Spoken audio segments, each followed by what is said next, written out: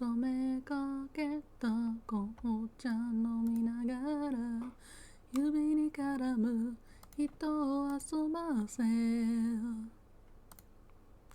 ボサノバのリズムで軽快に歩こうパズルのピースは手の中さ Oh, there it is.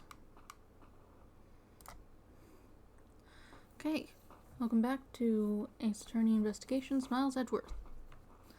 Last we left off, we finished off episode 4. And so with this one, we will be starting episode 5.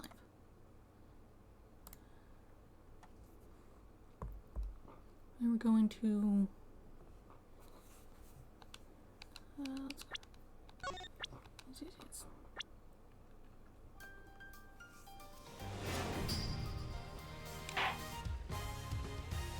Still haven't figured out the thumbnail situation.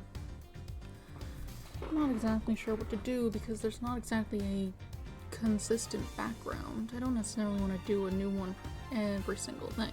That'd be annoying. Oh well. Right. We're starting up episode 5.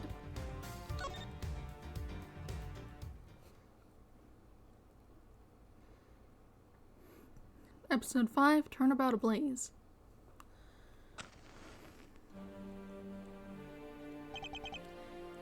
Two cards. One of the Black Raven, and one of the White Raven.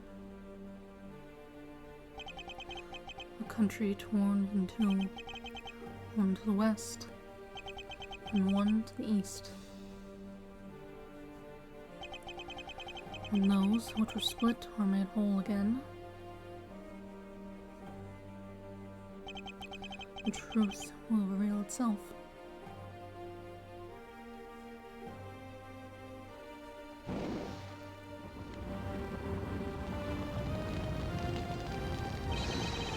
It's Yatsukarasu. Yatsukarasu's here. Whoops. Oh, that's right.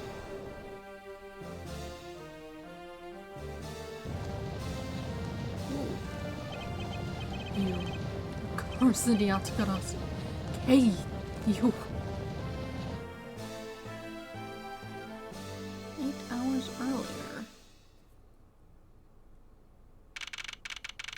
March 14th, 10:17 a.m. High Prosecutor's Office's room 1202. It's so nice, almost dreamlike to finally have the chance to relax and sip some tea. Especially after what a whirlwind the past few days have been. On my return flight, I was dragged into a case involving an Interpol agent's murder. The next day, I investigated a kidnapping and murder at the Gatewaterland theme park. And later that night, the detective's dead body welcomed me back to my office. Along with a thief who was out to pilfer files related to a case from 10 years ago. How did I manage to find myself in the middle of so many cases back to back? Well, at least I have today. All I ask is that I be allowed to spend it quietly. Mr. Edgeworth! Oh no, I thought it was someone else. Mr. Edgeworth! This is big. Big, I tell you! Hey, what's wrong with you? Where's your enthusiasm? And suddenly, the phrase, the fragility of dreams, comes to mind. What are you talking about, fragile dreams? Come on, let's go! The fake Yatsukarasu isn't just going to find herself, you know. Well, if you must know, it's possible that I was paid a visit last night by your fake. Say what?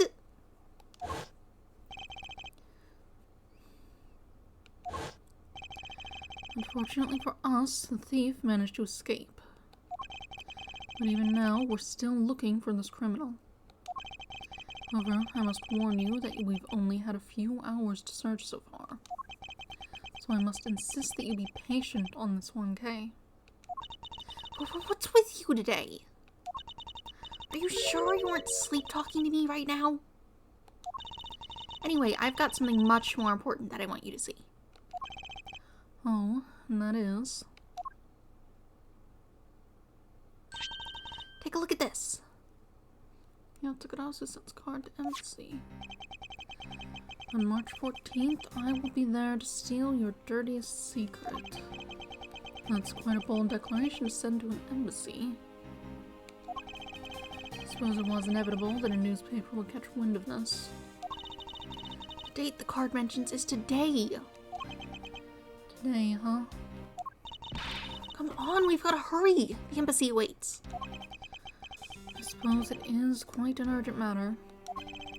However, do you know which country's embassy we should be investigating? Well, it's some really special country, and I'm actually really fuzzy on the details. But never mind that. Where's all your energy? Why are you so lackadaisical today? I'm not, Kay. You're just too wound up. Well, then, you should get wound up. You should get too wound up, too. Because this just might be our chance to catch that woman. You mean Miss Yu? The woman who killed Kay's father, Byron Faraday, 7 years ago.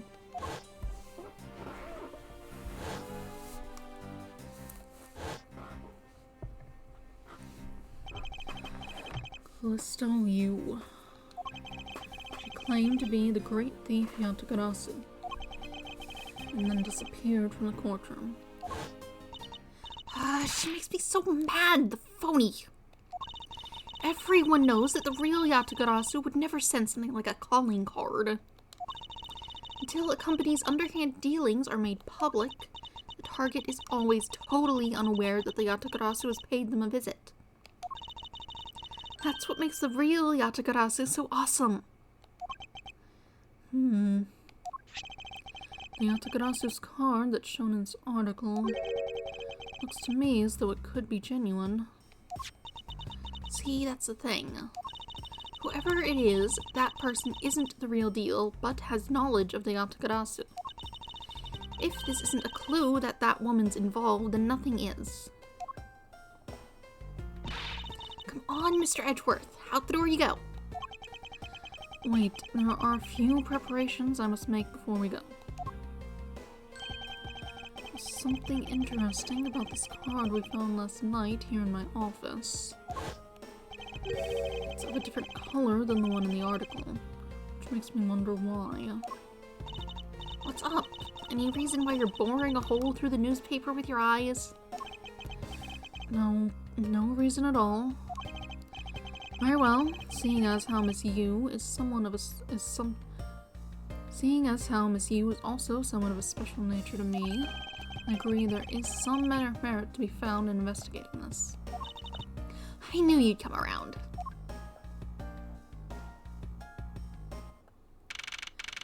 March 14th, 5 p.m. Theatrum Neutralis. By the light of this night's glorious moon, we are ready. Ready to embark on our nightly outing. And this is where our tale begins. Alright, seeing a stage show or something?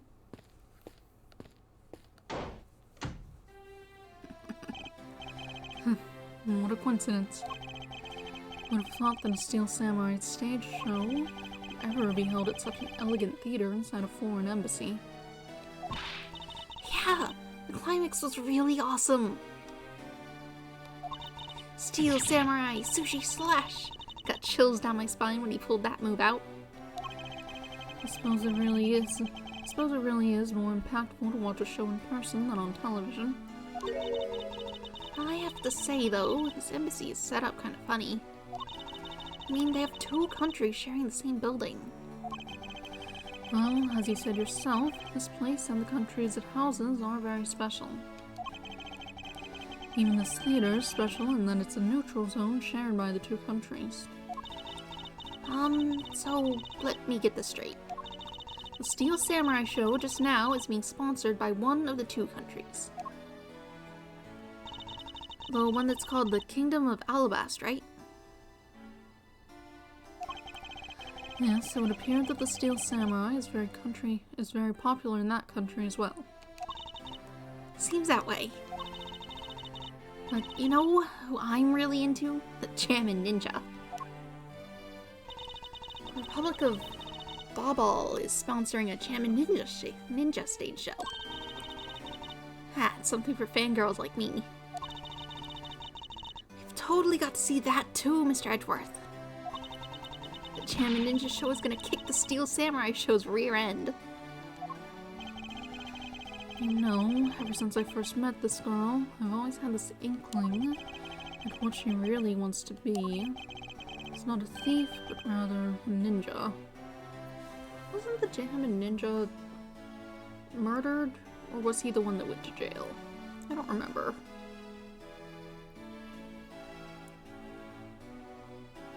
I think he's the one who got murdered. I guess they could get a new actor since they're all, like, in masks, but I don't feel like that one was, actually. Not enough that you could replace him without anyone noticing. Then again, when did this take place? That might be before he got murdered? I don't remember. So anyway, about today's event, what is it called again? The Kingdom of Alabast versus the Republic of Babal Goodwill Jubilee. The small European countries of the Kingdom of Alabast and the Republic of Babal. These two countries used to be a single entity that was abundant with nature, and it was called the Principality of Codopia.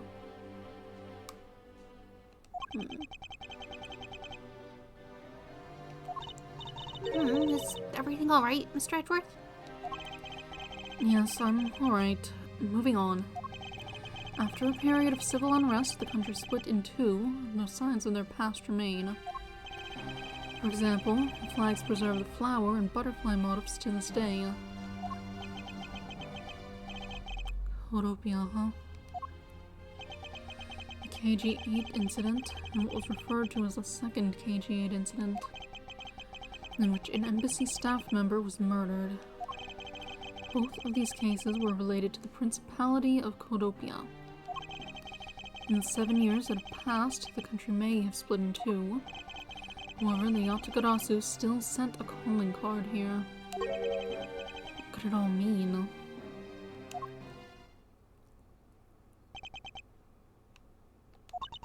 Mr. Edgeworth, I know you're thinking about something. Oh, excuse me. What were we talking about again? If you could please stop spacing out on me. Anyway, we were talking about the Alabast versus the Babal Goodwill Jubilee. The two countries have had a pretty bad relationship with each other, but supposedly they've been trying really hard to make up recently. That's why they decided to hold this event. If that's the case, then why the verses? Also, both countries claim to own the real Prima Duck statue, a national treasure to both. They're planning to have them publicly evaluated today, to see which one's the real deal. Okay, need I remind you to take care and not succumb to your thieving desires? Well, when it comes to treasure, I can't help myself. You know that. She'd better be saying that in jest. Hey, I can read your body language, you know. You've got it all wrong. Look, I'm here to do some investigating. Investigating, I tell you. I know. And, although we don't know if the Yatagarasu will really make an appearance, I suppose we should still spend some time examining this place. Alright. We'll save you for last, because you'll definitely move the plot along. Hello there. Okay, that's good. Alright, now give me a dramatic slam right there. Stop. Hey, do you mind? Get out of the way, buddy. Okay, once more. 3, 2, 1, action. Okay, was that my fault just now? Well, he's obviously working. I guess we should leave him alone. Hello, child. It appears that the child is watching a video from the first season of the Steel Samurai. Go! Keep on fighting until your last breath. Oh, my hero, the Steel Samurai. Completely absorbed in singing this theme song, I see. I'll let the child watch in peace. And we're here, reporting live from the Theatrum Neutralis. As you can see, tonight's audience is full of enthusiasm. Let's see what this member of the audience has to say. Well, okay, that's good. Let's do one more run through. Excuse me, but when you are ready to film for real, would you mind giving me a call? I sense that she didn't hear a single word I just said. Hello there. This is the perfect angle. Go, my image travel across the wave world and into every TV set around the globe. A more honest approach to appearing on TV might serve your ambitions better. Got some kind of cards. There are pamphlets about the 2 embassies here on this table. It still looks weird to me. The country split into two a few years back, and they've shared the building and its grounds 50-50 ever since. Oh, I guess it's because they don't have the money to build 2 separate ones, huh? I should think that's not the reason why, Kay. I suppose I'll just help myself to one of these. Embassy's guide stuck in the pages. 2 countries share this building with its borders. Okay. Oh. What's all the hubbub? Hey, look! It's the Steel Samurai! And he's got his son, the Iron Infant, with him.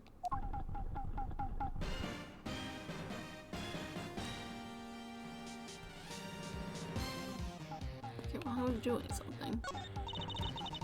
You know, I've seen a lot of these shows and a bunch, but today's show was like they went for a complete comedy, you know what I mean?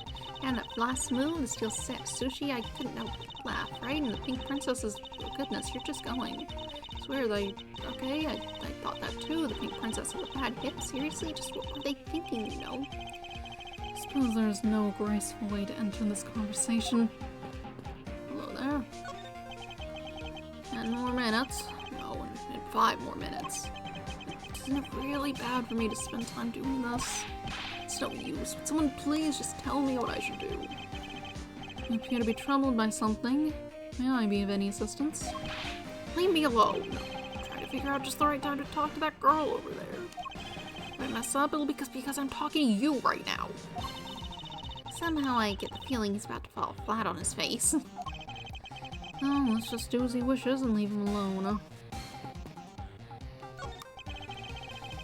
Is there something I can help you with? I was wondering what is beyond these doors. It is the Alabastian Embassy. Now, unless you have some business with the embassy. I suppose I can't really claim to have any business with the embassy right now. Well, you don't have to be so rude about it, Mr. Guard. We don't have new dialogue because someone showed up.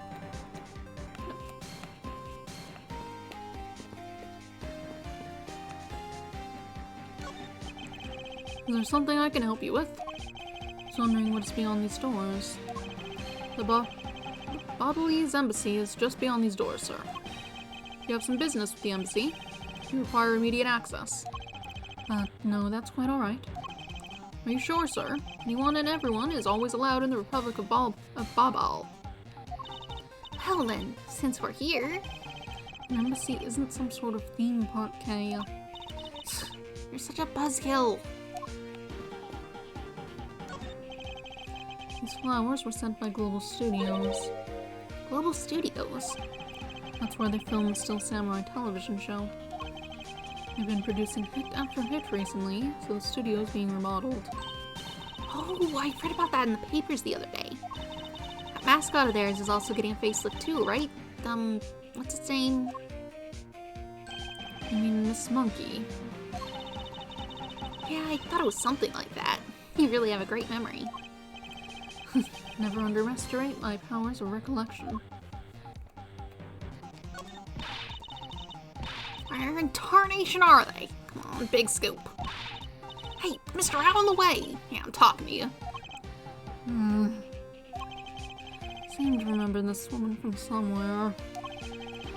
Yet, my instincts are directing me not to engage in conversation with her. Perhaps it would be best if I left her alone.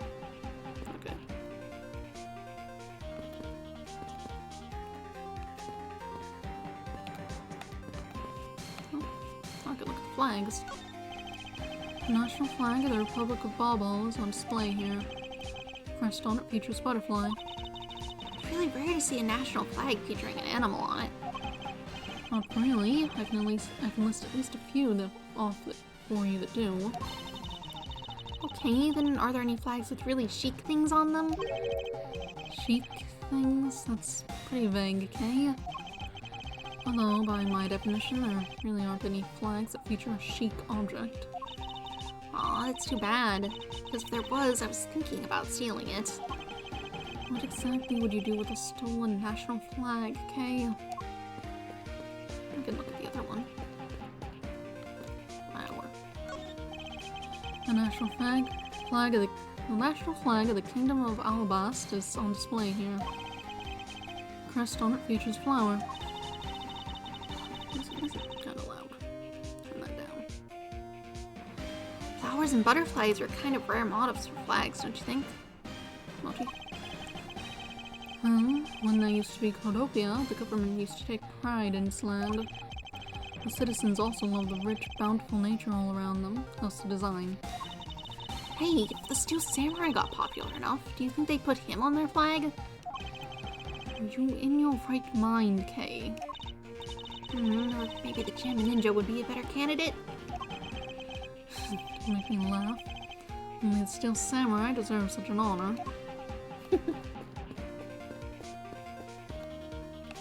Hello. May I speak with you for a second? It's the Steel Samurai.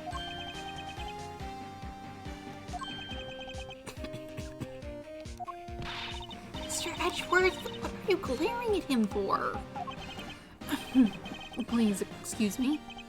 It's just that I've never seen a superhero up close before. To Mr. Edgeworth, Steel Samurai. Wanted man of New Old Turkey. I can't read that. That's some terrible handwriting. It looks like he's written something down for you. To Edgeworth from Steel Samurai Daddy, married man of Neo Old Tokyo. Married. Wanted. Wow, an autograph! Pretty cool that you got one, huh, Mr. Edgeworth?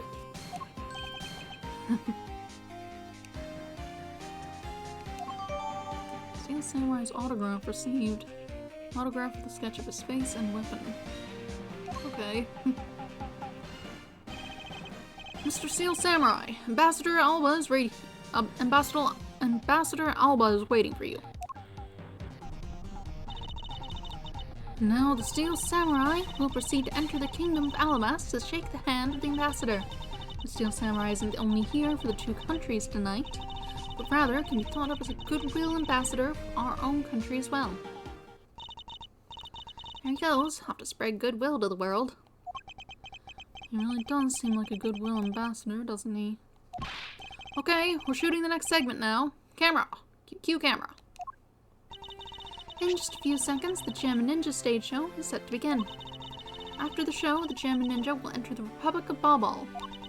He's set to meet with the Ambassador of Bobble at that time. The Gem Ninja show's about to start. We've got to get back into our seats. Regrettably, I don't have much of an interest in ninjas. Well, this show will change your mind. Come on, we have to hurry. If we miss even a second of the Gem Ninja's awesome playing, I'll never forgive you. Okay, I guess he did have a mask. That's fine then. Suppose you're not about to give me much of a choice here, are you, Kay? Walk in front of the camera.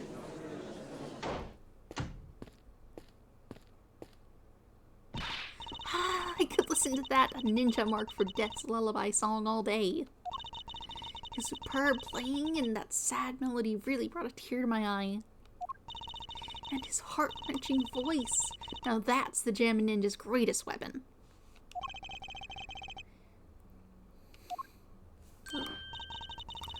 Those pieces of Gem Ninja merchandise over there. I've gotta have them. Especially with the hair sticks they're selling. Instead of selling exclusively at these shows. They're exactly like the ones the heroine Princess Missola wears in her hair. Anyway, hold it right there, Mr. Edgeworth. yes. You're thinking of going home, aren't you? Well, it doesn't seem likely that the Yatagarasu will be making an appearance tonight. Most likely, it was simply a prank. No way! I just know the Yatagarasu will show. But I thought you said that the Yatagarasu doesn't send calling cards. Yeah, I did, but... I figured from the very beginning that this would wind up being a wild goose chase. But that card she sent was a genuine fake calling card. A genuine fake. Well, how can I word this? The Yatsukarasu's mark on that calling card is exactly the same as my mark. Get it now? We've got a problem.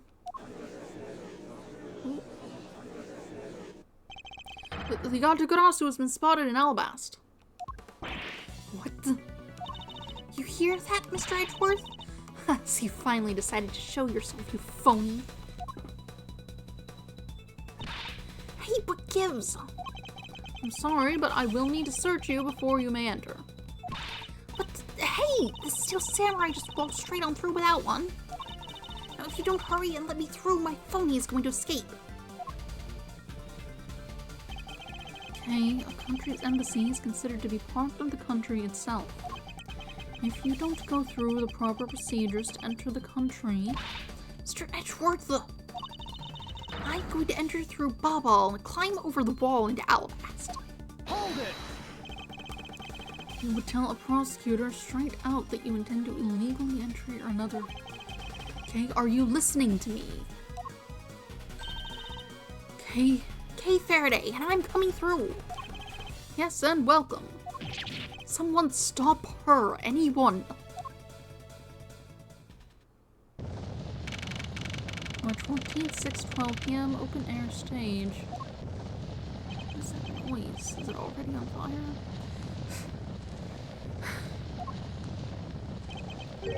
Hey, where are you?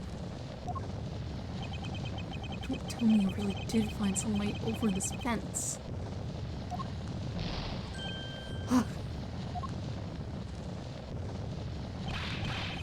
Fire! This is too big for us to handle.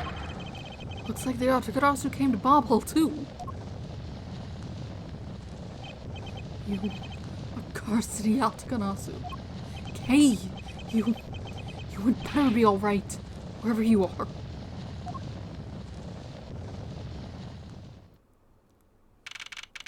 March 14th, 6:45 p.m., Bobbly's Embassy, Secretariat's Office. I told you it wasn't me.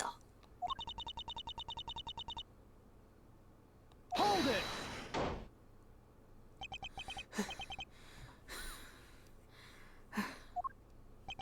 Hey, are you alright? I look alright to you. Now can you do something about this woman? A knife is missing. Mr. Edgeworth. Detective Gumshoe, what is the meaning of this? Well, sir, it's, this. He's...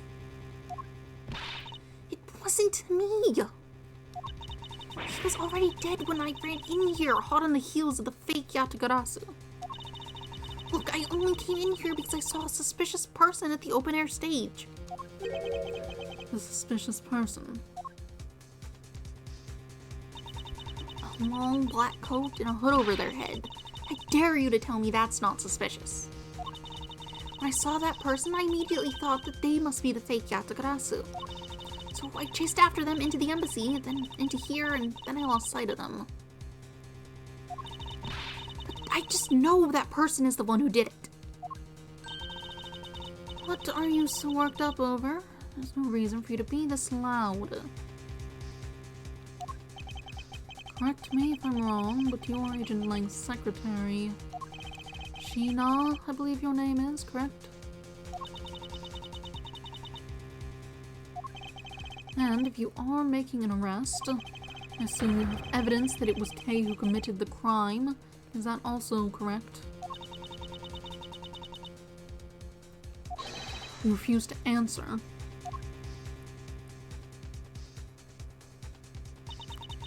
I don't need to answer. You are merely a prosecutor in this country, meaning you have no investigative authority. Hey, pal, just what the heck does what you just said mean? If it happened here, it's under Mr. Edgeworth's jurisdiction. The end. And seeing as how this building is sitting on our soil, we can investigate wherever we'd like.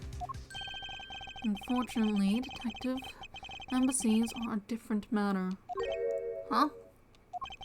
This office is considered to be a part of the Republic of Babal, which means that anything that happens in here defaults to the control of the Babalese government and Babalese law, giving them exclusive extraterritorial rights. Extraterrestrial rights? Sir, do you really believe that the truth is out there?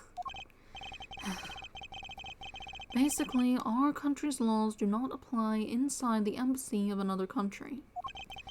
That's what was agreed to by our respective governments. Our authority to investigate was effectively nullified the second we entered this place. Which means that we can do little here in this situation. No way, sir. Please leave the matter in Interpol's hands and go home. Mr. Edgeworth. Hey, you're not Mr. Edgeworth. In that case, allow me to join your investigation. Who is this? Who is this? It's Von Karma. She's here, but... Ooh. Ambassador Polano. Ambassador Polano, I truly appreciate you allowing me to join the investigation. It's really nothing. Manny was my secretariat, so of course I want to help you as much as I can. In fact, it's a blessing that Interpol agents were able to make it so quickly. Francisca? Well, I never imagined I'd meet you here of all places. This is an embassy, meaning that you have no authority to conduct. Already? What is it? Ambassador Polano. And you are? I'm Miles Edgeworth, public prosecutor. I ask that you please allow me to investigate this case as Miss Von Karma's assistant. Assistant? Miles, what the heck do you think you're... Please, I implore you, Ambassador Polano. Very well, I'll be counting on the two of you, Miss Von Karma and Mr. Edgeworth. What did you mean by you'll be Miss Von Karma's assistant? I don't exactly have a choice, do I, Detective? If I don't become Francisca's assistant, I can't participate in this investigation. There you go again, running at the mouth with that aloof expression on your face. Francisca, please. I don't know what you're planning quite yet, but at least I do know one thing. You are now my subordinate.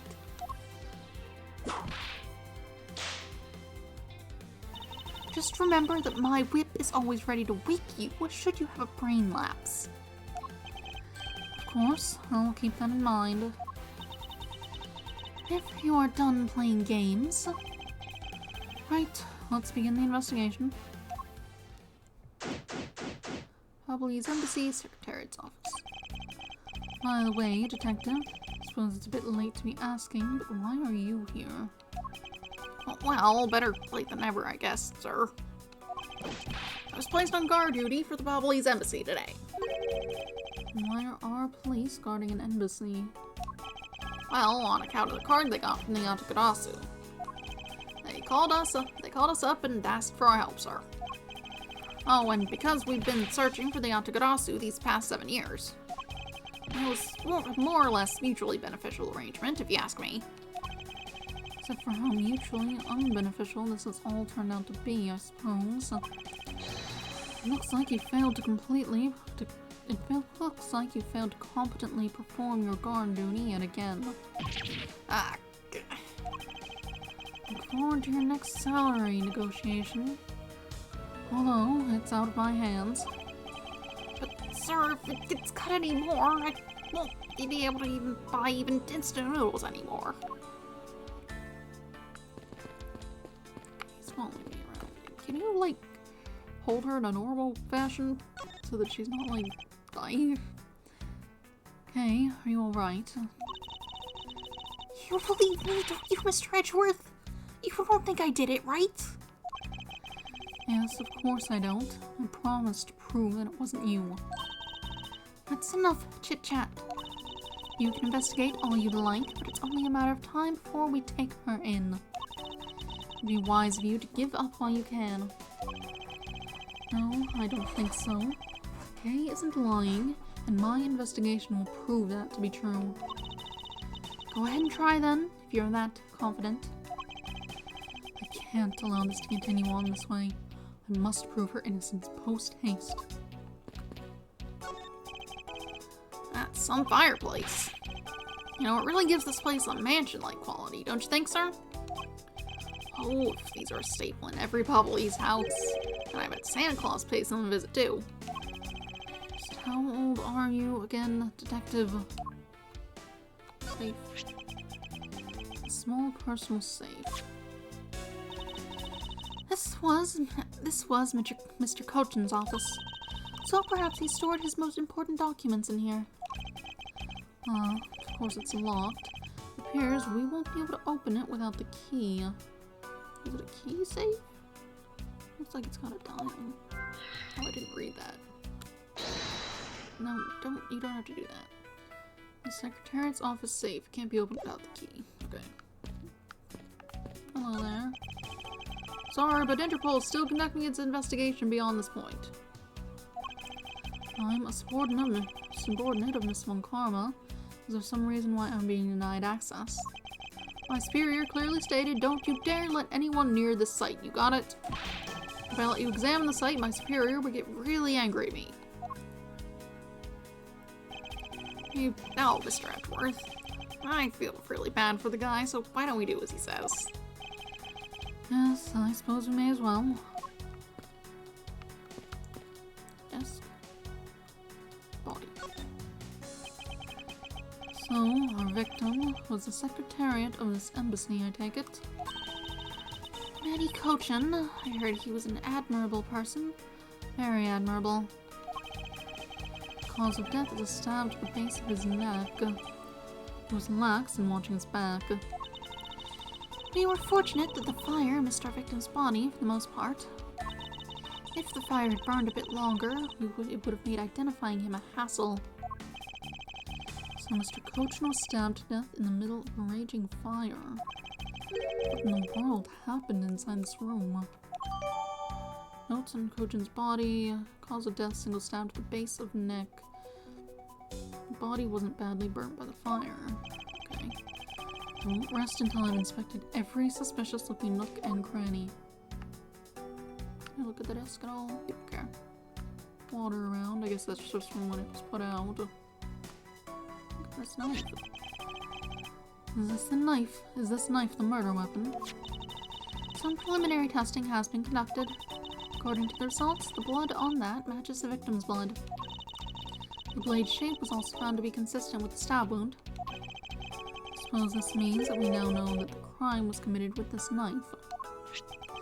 This knife's got some really fancy ornamentation going on, huh, sir? This thing practically screams artsy at me, too. Although it's also covered in blood, just like that last thing I said was artsy. But the handle is pristine. There's not a single drop of blood on it. Speaking of the handle, I believe it has a butterfly motif. It's very beautiful. Butterfly-shaped guard adorns the handle of the murder weapon. Sure. Knife covered in victim's blood. The blade matches the wound. Butterfly motif is noteworthy. face. This man. Where do I know him from? He was the suspect in the KG8 incident who ended up getting away due to a lack of evidence. Everyone's quite convinced that he was, in fact, the person who did it. You have the key. There appears to be something in his pocket. This key? It can't be. Isn't this the Yatagarasu's key that was stolen 7 years ago? What? But that's... Huh? 7 years ago? Oh! You mean that case where I was framed, sir? Yes, it's the piece of evidence that stole the life of Kay's father 7 years ago. Which was then stolen by Callisto Yu. What? Mr. Faraday was killed with this key, sir. I thought he was killed with a knife. Scruffy, at the very least, try to remember the details of crimes you were a suspect in.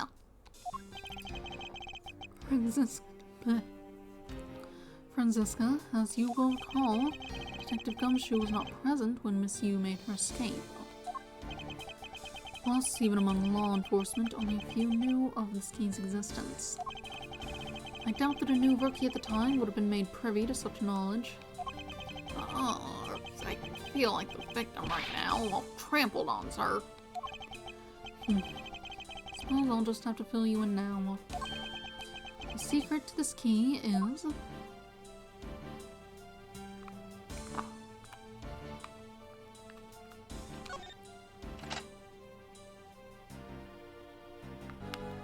Okay, there it goes. Oh, wow, that's amazing, sir. It's like some kind of magic trick. Yatagarasu's key, jotted down on my organizer. The Yatagarasu stole this from the embassy 7 years ago. It is also a knife. I knew it. This is the same exact piece of evidence that Miss Yu took with her. I remember this beautiful pattern in the blade. I remember this as well. It's a vine motif, isn't it? Motif? Yes, it looks like two interwoven vines crisscrossing down the blade. Vines, sir. I think it looks like a bunch of stars, if you ask me. Stars. It's one of those six-sided stars, just like the police mark on our IDs. I really don't think you can call these stars. To say that the detective's art sense is underdeveloped would be an understatement. The real question is, why was the Babalese Embassy's secretariat holding this? While we don't know how Mr. Cochin came to possess this key, we do know that this was stolen by the Yatagarasu from the Kodopian embassy. That's right. Mr. Faraday had written that fact down in his organizer. I believe this means that further research is required into the country of Kodopia. Why don't you ask Ambassador Polano about what he knows? Supposedly he was a candidate to be the next Kodopian ambassador once long ago. I can speak. He should be able to answer any specific questions you may have. Kitty, what are you doing? Hi. Please don't go back there. Making all sorts of noise. It's a knife wound. It's obvious what he was killed with, but I wonder if it's consistent with the wound. Indeed.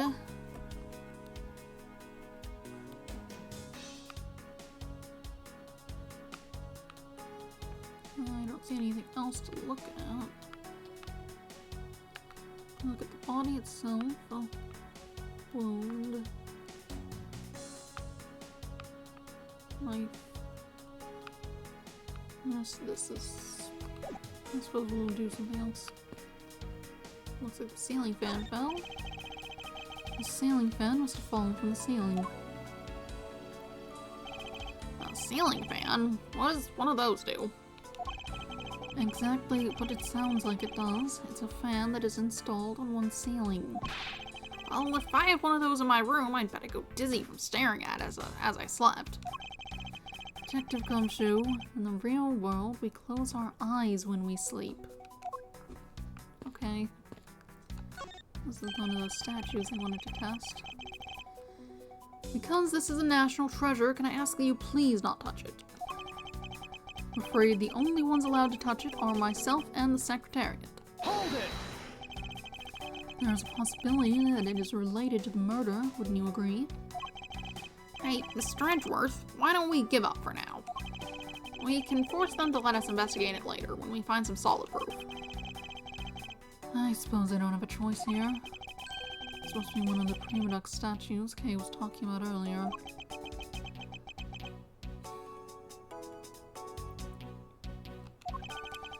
Is it just me, or does this man look like a steel samurai? They could be twins. Boball's prima duck statue jotted down. Both countries claim to only real one, national treasure, only A and B, and Secretariat can touch. Ambassador, I suppose. Look at these knives. Mr. Edgeworth, there's still something on the display rack, sir. Knives, huh? Although, the blades are all that remain of them, unfortunately. I guess the handles all got burnt off by the fire. So even the knives fell victim to the fire. Master Polano, are these knives yours? Why, yes, they are. They are a special sort of ornamental knives featuring the national symbol of Bobble. These butterfly-themed knives, along with Alabast's own set of knives, are comprised of 3 knives each. But I can't believe that the Bobble has once been reduced to this state. Ornamental knives, huh? There's a small release on the tang of this blade. Master Polano, what's this notch here for? Oh, that. It's a feature of these knives wherein you can freely exchange the handles on them. So that we can change how they look to fit the situation, of course. I see. So these knives were constructed so the handles could be easily removed. Interesting. These shelves are lined with American souvenirs and memorabilia. It's really strange, isn't it? I mean, I thought this was the Bobblese embassy. So, why are there so many American souvenirs, sir?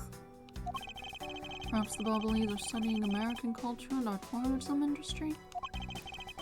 If they have plans to make the Bobblese tourism industry truly flourish, then they would need to observe and study other countries' methods, I suppose. Speaking of tourism, I got these from the blog guy earlier, sir.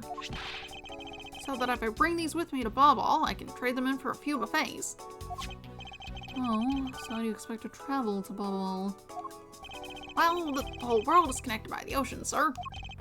And for an all-you-can-eat buffet, I'd swim all the way to Bobble if I have to. A few simple coupons really motivate people to do such fantastic things. That a clock? Looks relatively untouched. Looks like this was once a magnificent grandfather clock, but it has fallen victim to the fire. Oh, grandfather clock. Usually I see that as one word, so it's cut off weird. Hey, Mr. Edgeworth, is it okay for me to talk about the clocks at my house, sir? If they're unrelated to the case, I hope that you will refrain from sharing. But Well, there's this one clock that I made by myself, but the timer on it manages to auto. That's quite enough, Detective. Anything else to look at around here? Can we look at this? Hey, it's another butterfly. I believe it is the symbol of the Republic Bobble. National symbol towards the national flag. Alabast flowers, its counterpart. Sure. Drawing this big on the wall of an embassy definitely conveys a sense of overwhelming patriotism. Well, I've got a lot of patriotism too, sir. The reason I became a cop in the first place was because I wanted to protect our country. You may want to, Detective.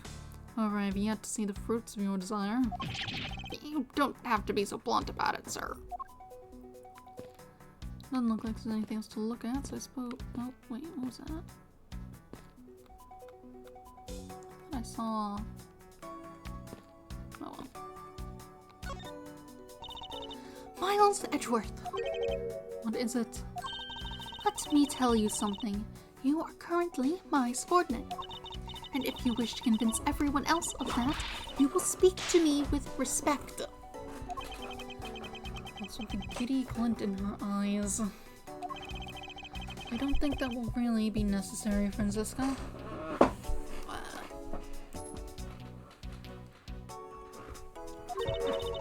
Oh, really? Well, it doesn't matter. It doesn't change the fact that you are still under me. I thought Francisco was flying around the world in pursuit of the smuggling case.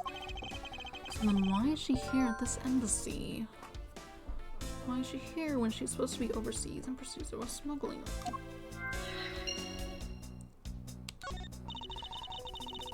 I was investigating at the Alabastian embassy when I got wind of this mess. Oh, that's right. Leatagarasu was due to appear at that embassy as well. Yes, but the difference is that we didn't have a fire over there. Put my jacket on. Cold. It's September now. Oh, it'll like start cooling off a bit. I mean, it has been relatively cool for the past week or so, but maybe there will be more of it. We'll get some nice fall leaves or something. Not that there's near enough trees around here.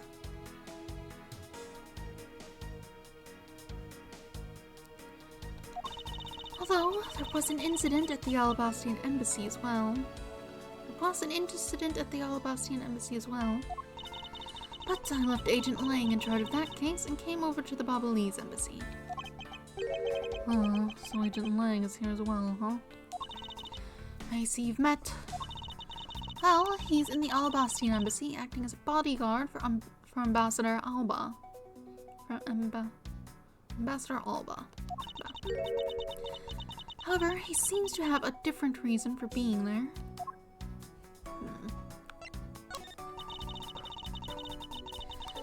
So, the suspect in the murder that occurred in this office is that little girl, I see. Is she perhaps trying to be the Yatagarasu? Kay would never harm a soul, sir. Kay? You remember, do you not? About the case we investigated together 7 years ago. That girl is the daughter of the victim in that case, Mr. Faraday. So she's that feisty little girl. Kay has been on the trail of the Yatagarasu, which is how she ended up here. Looking for the one who took her father's life. I see. Kay's trying so hard, but you know what? Yatagarasu just keeps on tricking us all. How so? The Yatagarasu sent a card saying, I will be there to steal your dirtiest secret. Alright. But all we've had is an arson and murder. Lab boys are going in circles. You know what this is, sirs? It's a breach of contract. It's going on the rap sheet. If you ask me, I'm perfectly fine with the fact that nothing was stolen tonight. I do wonder, though, if close to you really is the Yatagarasu. Speak with you. Oh, I can't believe that Manny fell among thieves tonight. Without him, I have no idea what my schedule for tonight is. I imagine what's happened has probably thrown off any sort of scheduling you had.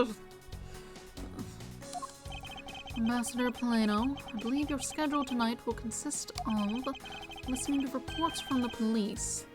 That and only that. I ask you to cooperate not only for your own sake, but for Mr. Cochin's as well. You're a rather strong man, aren't you? How fascinating. Here, I know it isn't much, but I'd like you to have these. I'm sorry, but it would be against my principles to accept a bribe. Oh, no, these are simply coupons we distribute to promote Babal. Remember, we offer a large number of discounts and offers when you visit lovely Babal. Now I remember, the Republic of Babal is known for its feverish tourism industry. I was wondering if you might tell me a bit about the deceased Manny Cochin. He was my secretary and the embassy secretariat charged with running the whole place. Okay, I thought, what is a secretariat? Clearly it's a secretary of some sort, but different. A different word in the same sentence. So clearly there's some distinction there. Oh, what noise are you making? Let's look that up.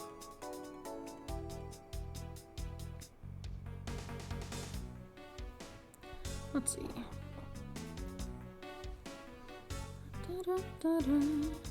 The department administered by a government secretary, especially for an international organization.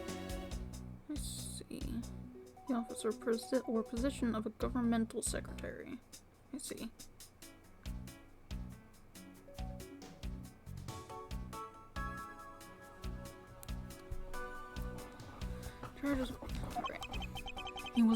He was an admirable man. His death is a great loss to our country. He was in charge of everything, counting, printing, taking care of our national treasures. I'm sorry, but did you say printing?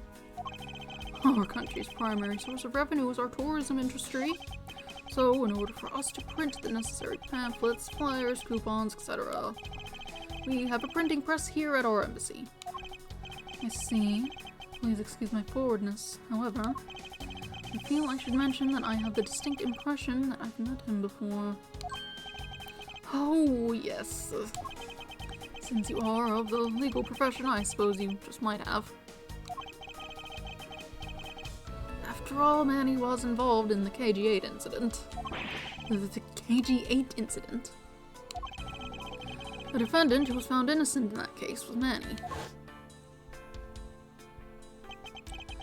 See, your Mr. Cochin is the same man as the one in that case. It's been 10 years.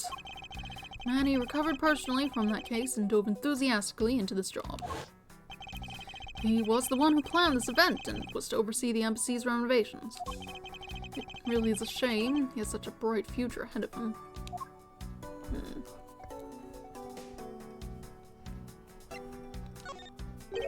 What exactly did you mean earlier by renovations? We can't have tourists and visitors to our embassy think we're a poor nation, can we? So renovating the embassy is something of an investment.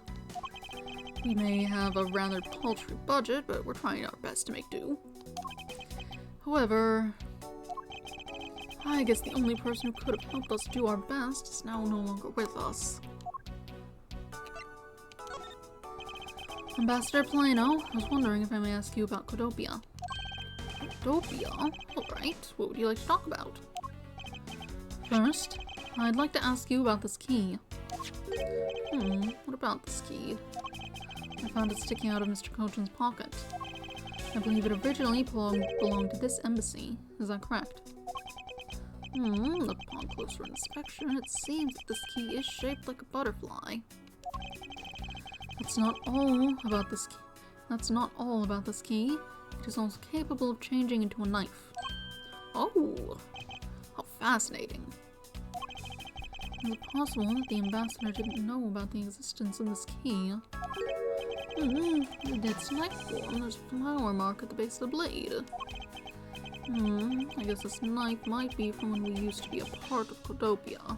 Hold it! And how did you come to that conclusion? It has both of Codopian's national symbols, the butterfly and the flower. I suppose Manny used this key here at the embassy back when we were still Codopia. This key was stolen from the embassy. Key used at embassy, I see. I just updated that. Ambassador Plano, this key was stolen from the Codopian embassy 7 years ago. I, Callisto View, otherwise known as the Great Thief Yatagarasu. Oh, really? You were not aware that Miss Yu had broken into this embassy at that time. I'm sorry, I can't be of much help. I'm not very familiar with the details, you see. I only became the ambassador after Babel became its own independent nation. But if Manny were still alive, he would probably know about what happened back then. Mr. Kochin and Miss Yu knew each other 7 years ago. And that doesn't explain why I found the Yatagarasu's key here in the present. Oh. There's still some burnt objects scattered on the floor. Looks like a newspaper? Well, burnt things get burnt and then they become burnt things, you know? No, because there's no way to prove that the burnt thing started out as a burnt thing. Was it a burnt thing or was it not? I have no idea what's what anymore, sir. Yes, I suppose it's a bit hard for someone with a burnt out light bulb to comprehend.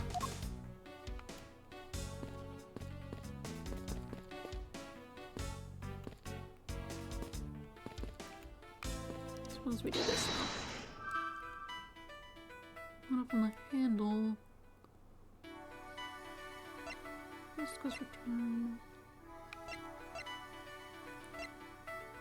First off, there it is.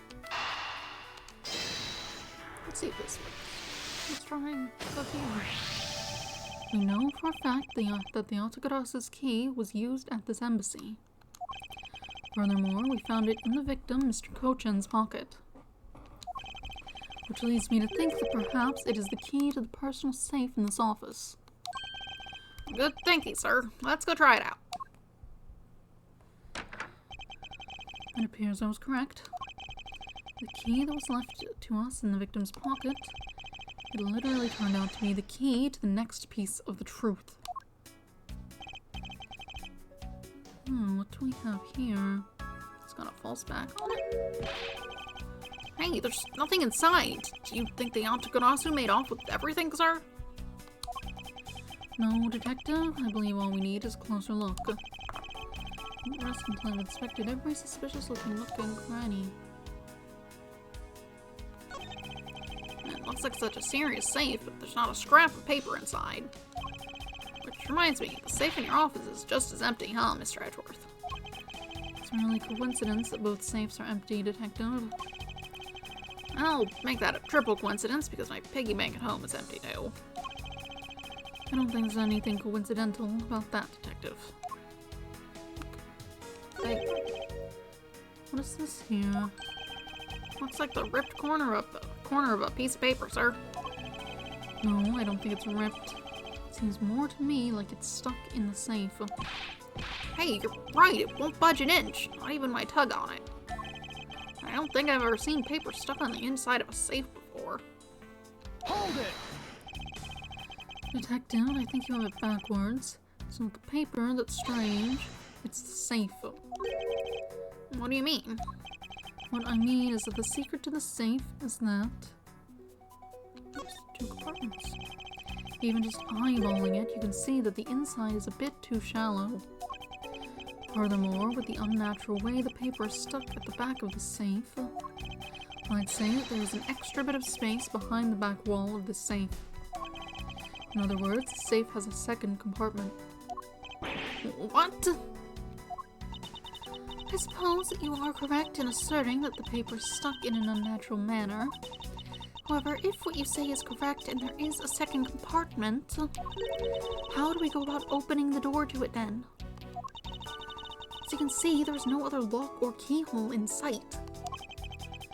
Actually, there is one more spot of interest to me on this safe. Oh. Yes, and I believe that spot is the keyhole to our mystery second lock. A safe and its locks. Alright then, since you are so sure of yourself, show me how you deduced your answer. Probably this. Hey, there's a hole here, sir. It's a little too oddly shaped for a latch hole. I know, that's a funny shape for a latch hole, huh? It's shaped kinda like a star, don't you think, sir? Detective, I would hardly call that shape a star. Must be some reason for this hole. Oh, there's gotta be some reason why this whole shape's so weirdly, you know? I'm not thinking this. No, I don't think so. Maybe I'm overthinking things? There's no way I could ever do that. Detective Gumshoe, could you please be quiet for a second? You're frightening me.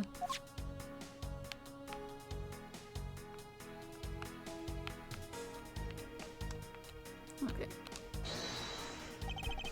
Is this spot somehow connected to any of the evidence I hold? Knife. Eureka!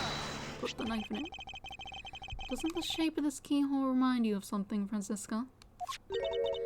The shape does look very familiar. Or I believe it's simply a latch hole for the safe's lock mechanism. It's just for keeping the door shut, nothing more. Hold it! Is that so? The person who used this safe, Mr. Cochin, made sure the safe had 2 compartments in order to hide something.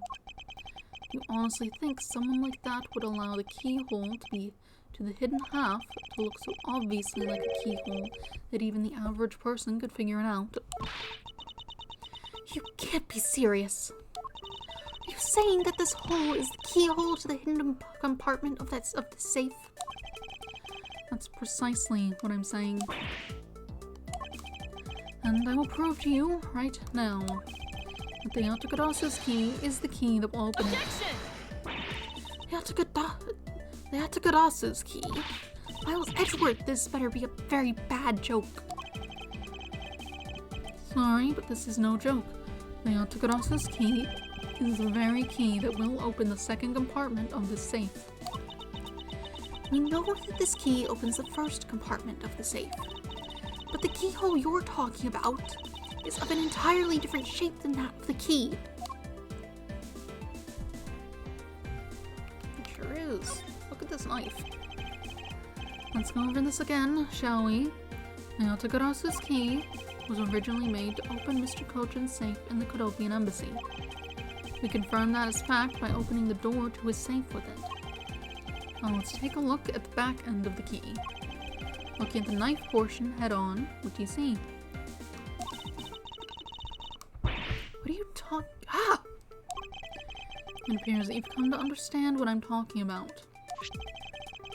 When viewed head on, the knife's blade is the exact same shape as the keyhole. The model and the drawn picture are definitely different shapes. Neither of them look particularly like the keyhole. The real function of the knife point is to act as the key to the hidden portion of the safe. But that's preposterous! Because it looks like a knife and was used like one to kill Mr. Faraday 7 years ago, we fell under the misconception that it was always meant to be a knife. I mean, if it wasn't, it wouldn't have to be sharp. But for both the safe and its key to conceal such clever tricks, whatever is hidden inside the secret section must be of incredible importance. Then, it's impossible that what I've been searching for is inside. Scruffy, hurry up and open that safe! Yes, sir! Opening it now, sir! These items, they're... It's a bunch of funny shaped things. I guess they're... You're in the way, now move, Scruffy. Piece of art. I didn't think I was in the way. These pieces of art. They're identical to ones that have been stolen from various countries around the world. I figured as much. These are the treasures that this section of the safe was meant to hide from view. I believe a more thorough examination is required. Not like a dragon thing. A plate with a mountain. These are pieces of stolen art from around the world. I wonder how much they're worth, especially this one. Scruffy, don't touch those valuable pieces of art with your filthy hands. Why? Do you have any idea what would have happened to you if one of them were to break? It's just me, or did she hit one of the pieces of art just now? You don't care about the rest of them. How about the paper? This is the document that we thought was stuck earlier. I wonder what it's about. It's me, sir. Why don't we take a look at it first before we give up, Detective? Ooh, that's incomprehensible. Mr. Cochin's name is written here on the last page. I suppose it's meant to be some foreign language. Numbers are still in English and, not aligned well.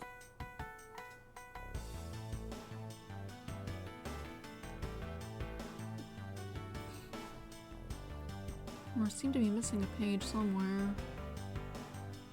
I wonder what the significance of this document is. It appears that we found the key to that the Otakarasu, no, MCU, stole 7 years ago. Since it was originally from this embassy, maybe she came back to return it? I don't think she's the type to be so kind as to do such a thing, Detective.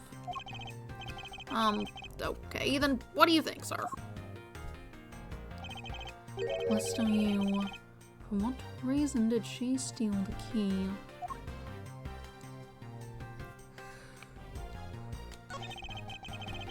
To build this sort of trick into one's safe is really something.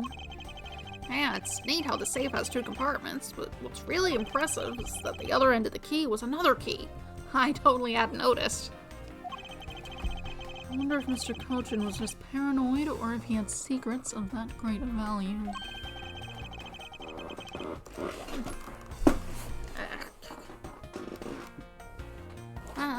Don't run over my...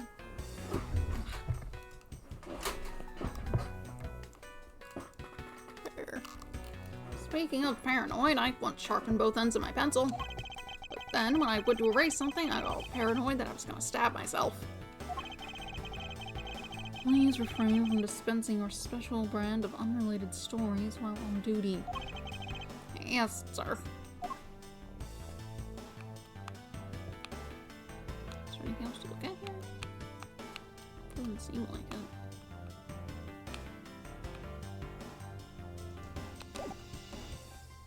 Well, maybe you'll talk about the thing? No. Suppose we need to deduce more things. Open handle, stealing secret.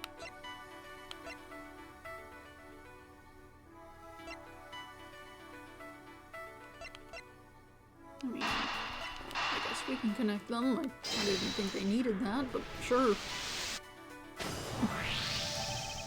The design on the knife's handle greatly resembles a special Bobolese species of butterfly. It does, doesn't it? Plus, it says right here... This knife is property of the Republic of Babal. Perhaps this means that the knife used in the crime was found right in this room. Did we need to do that? To put that together? Okay. Sure. I do want to be involved in this, because it is the... To steal your dirtiest secret. Is it possible that the dirty secret the Otakarasu was out to steal is in this very room? Dirty secret? Franziska, you're in pursuit of some dirty, underhanded dealings yourself, are you not? Something tells me that this is no coincidence. In that case, then, the person I'm looking for is here in the Bobolese embassy, huh? The head of a smuggling operation. I think I just might need to ask Franziska about her smuggling case in more depth, though.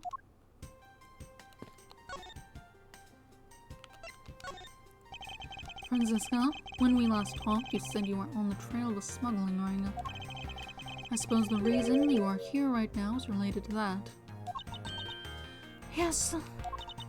After analyzing the intel we've gathered from various countries, this embassy rose to the top of our list of sites to investigate. And this is what tipped us off. Oh, you have page 2. Excellent. This accounting document. How'd they get separated, I wonder? It's only one page of the whole thing, so we're not sure about all the details. However, it's enough for us to grab onto the tail of the beast. For you see, this type of paper was made only in the Principality of Codopia. Which means that somewhere in the countries of Alabast and Babal is the head. The one pulling the strings behind the entire smuggling ring. That's Franziska for you. She's amazing, pursuing this case with all she has. Codopian paper document data jotted down, accounting doc related to smuggling, proof that someone in one of the countries is ringleader. Okay.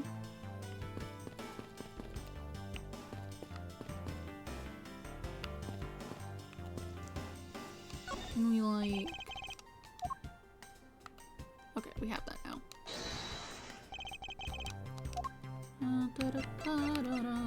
Eureka! Take a good look at these documents, Franziska. It says that there are 3 pages in total, and yet there are only 2 here. Correct. Now take a look at the smuggling activity document in your possession. Tell me, is it not possible that your page was taken from this set of 3? Well, it certainly looks that way. By putting our multi-part puzzle together, we seem to have arrived at an answer. It seems that you have now found what you were looking for.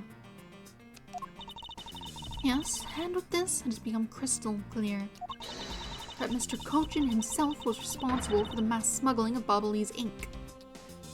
The ink? Babalese ink.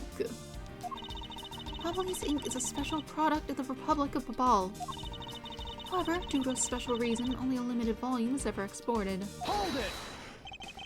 And that reason is... It's classified, so on a need-to-know basis, and you don't need to know. In any case, it seems that the head of the smuggling ring was our victim, Mr. Manny Cochin. His base was in an embassy, thus it was hard for both our country and his to interfere, making it the ideal conditions under which to run a smuggling operation. He was in charge of printing as well. I wonder if that's related.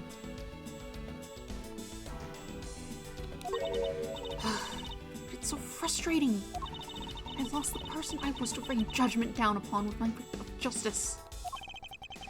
Well, even if he is dead, we still have a responsibility to look into his misdeeds. You expect me to whip a dead man?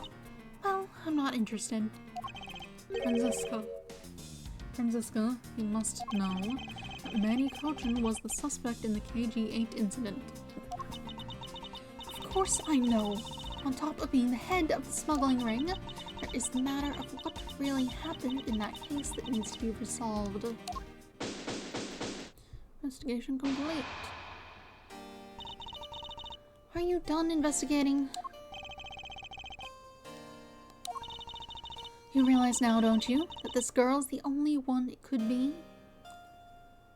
No, nothing we found was even remotely related to a person. Aside from the dead guy.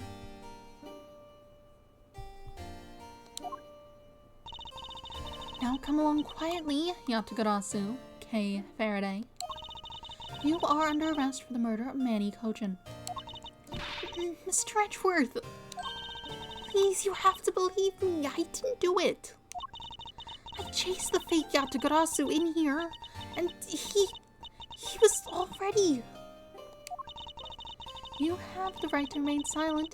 Anything you say can and will be used against you. Hold it! I'd like to help you reduce the number of mistaken arrests Interpol makes. What is that supposed to mean? I believe I told you that Kay Faraday is not the culprit of this crime. Very well, I suppose I have no choice. I'll show you just how foolish your claims are.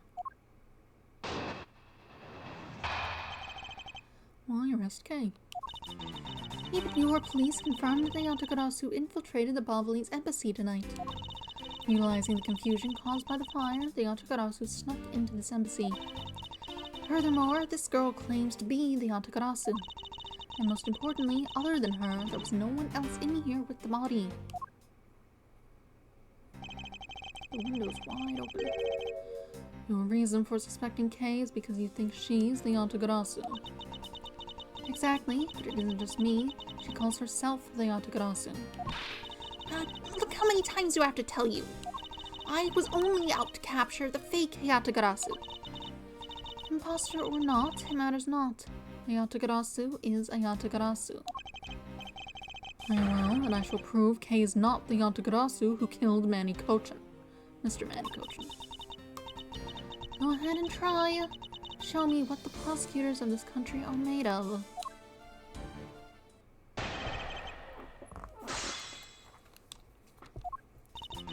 Your police confirmed... Hold it! They may have confirmed it, but are you telling me that no one could catch the thief? If so, you're basically admitting that the Yatagarasu that committed murder eluded us. Of course, I chased after the Yatagarasu that entered the Babalese embassy right away. And that is also why I'm making this arrest right now. Because at the end of my long chase, it was only this girl. In any case, this is what I believe happened tonight. Utilizing the confusion caused by the fire, the Yatagarasu stuck into this embassy. Hold it! Confusion caused by the fire. Are you saying that the Yatagarasu was not the arsonist who started the fire? A suspicious person in a long coat was spotted in the area. Officers in the area claim to have seen that person start the fire. Sounds like we have a phantom in our midst. Yeah. In a way, he could be considered a phantom with the way he randomly appears. Furthermore, this girl claims to be the Yatagarasu. Hold it! Just because she calls herself that, it doesn't prove that she's a killer. No, but it does give her a motive. The Yatagarasu sent a card saying, "I will be there to steal your dirtiest secret." Furthermore, there are documents pertaining to some smuggling activity in this room. She obviously wanted to steal them. So she killed Mr. Cochin for the key. I see. Her logic is very sound. I expected nothing less of Agent Lang's secretary. However, that statement just now didn't sound right.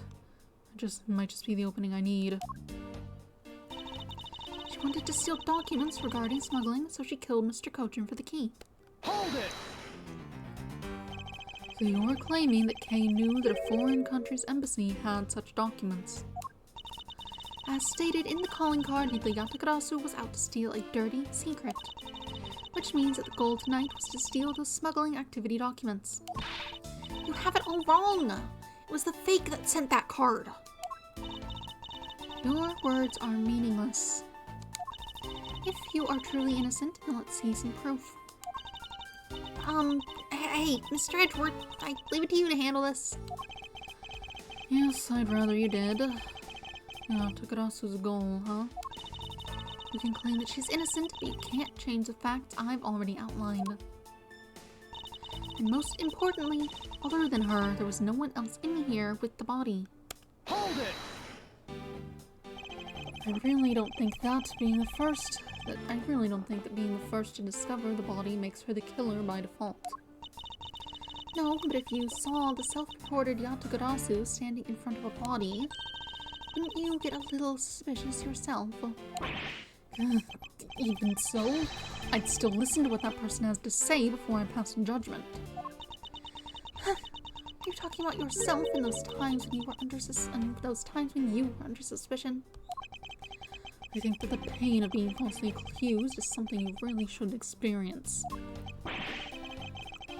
I personally know that feeling really well, sir.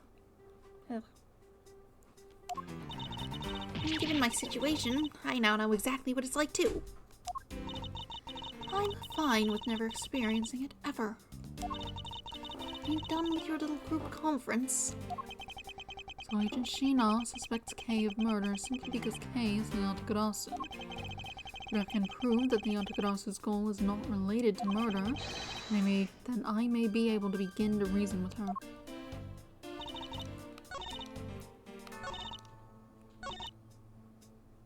Killed Mr. Koki. Documents related to smuggling.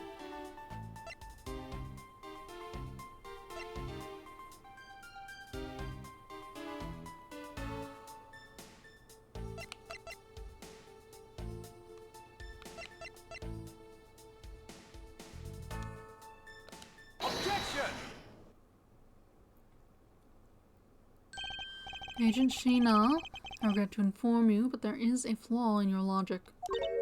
How? Even if you claim that she is the killer and the Yatagarasu, I'm certain that securing the smuggling documents is not the motive behind the murder. The key to the safe in this room was found on Mr. Kochin's body. Furthermore, the Yatagarasu would not be so stupid as to leave without the documents. By the simple fact that the documents were still in the safe when we locked, it's obvious that the killer's target was not the safe at all. Then perhaps she didn't know that Mr. Kochin had the key on him. Objection! If that's the case, then why would she have needed to kill him? Because I can think of no reason for her to kill him if she had not known that fact. Need, reason. All of this is simply our conjecturing after the fact. It's entirely possible that she accidentally killed him when she was sneaking in. Perhaps she didn't notice the safe second compartment before returning the key. But the fact still remains that Mr. Kochin was stabbed to death. Objection! You have no definitive proof that it was Kay who committed the act. Actually, I do. I saw her holding the knife she used on the victim with my own eyes. What? Allow me to tell you a bit more about the evidence that will put her away behind bars. Definitive evidence. The knife wound on the body is consistent with the blade of the knife. The knife with the butterfly handle is the murder weapon which the killer was holding. I assume she obtained the knife from the display rack and used it on the victim. The knife is a part of a special 3-piece set which has a design like no other. The evidence and testimony, it all points to the girl. There is no counter-argument. That is your definitive evidence. You see now that she is definitely the killer, right? No! Mr. Edgeworth, you've got to believe me! I saw a suspicious person in a long black coat outside the embassy, I swear! You came in here because you were chasing the suspicious person? That's right! I ran into this office only because I was chasing after that person. But when I entered the room, it was pitch black. I couldn't see a thing. I felt something on the ground next to my foot, so I turned on the lights, but then... Ah! Who's there? Oh, this is... I came to this room upon hearing the girl scream. And when I saw her holding the knife, I immediately restrained her. That didn't even remotely look like she was holding the knife or near it. So the object Kay felt by her feet on the floor was the murder weapon. Maybe it was just not showed well. I had the knife analyzed right away, but we failed to find anyone's prints on it. The suspicious person in the black coat who came to this room before me. You continue to insist there was such a person, but if there was, where did they go? I don't know, but they came in here. That sounds like the desperate excuses of a suspected killer, not a trustworthy testimony. You understand, don't you? You can't trust this girl's words, Mr. Edgeworth. She has a point. Even if Kay's words are the truth, I must show they are with some solid evidence.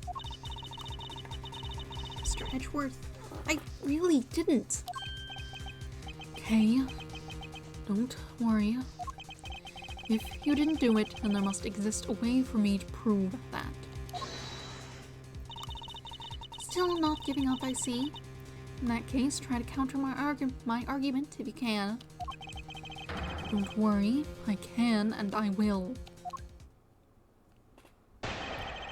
Alright. The knife wound on the body is consistent with the blade of the knife. Hold it! Does this mean that you already have the results back? We have confirmed that the shape of the Bobbly's knife blade matches the wound. Please don't confuse the efficiency of Interpol's forensics team with your own. Objection! I won't if you don't underestimate our police force. And so we're clear, I hardly say that your logic is sound, which you'll see in a bit. If you can prove me wrong, Please, by all means, go ahead. That has been my intention all along. Now let us return to your testimony. The knife with the butterfly handle is the murder weapon which the killer was holding. Hold it! You mean to say that you saw Kay holding the murder weapon with your own eyes? I was also on the search for the Atagarasu. When I heard that girl's scream coming from this room, I rushed over straight away. When I arrived, I saw that girl standing there motionless with the knife in her hands. but I already told you.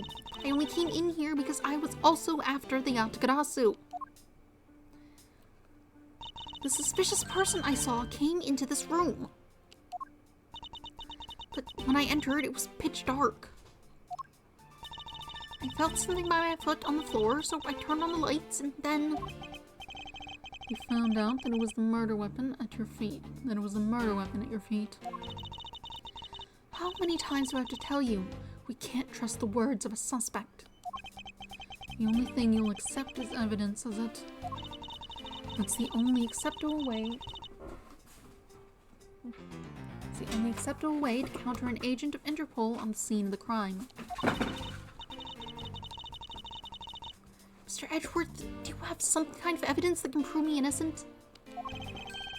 I think I do, because there is one piece of evidence I find to be a bit interesting. I think I need to carefully examine that piece of evidence again.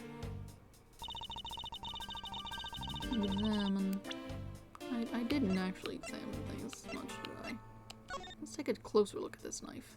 So this is what took Mr. Cochin's life. Some of his blood is still on the blade. Wow, I've been a detective for 7 years already? I've seen a lot of weapons in my days. But knives that are used to kill are always the hardest for me to bear. Yes, unlike guns, this is one weapon where you're likely to find the victim's blood on it. Yeah, just like how this one is practically drenched in it, huh, sir? Despite that, it looks like the blood managed to miss the handle somehow. Including the decorative bit over it. There's a lot of skilled detailing on this handle. It would appear that the handle on this knife is removable. I guess so people can change them whenever they feel like it. Sounds like fun, sir. I don't think people would remove the handle just for fun, detective. Still, let's take it off then.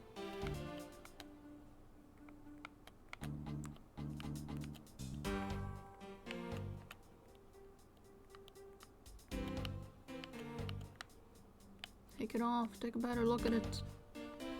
Do it better. No, you don't want to.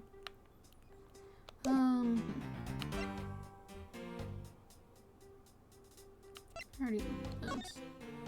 This is just here. These are illegible.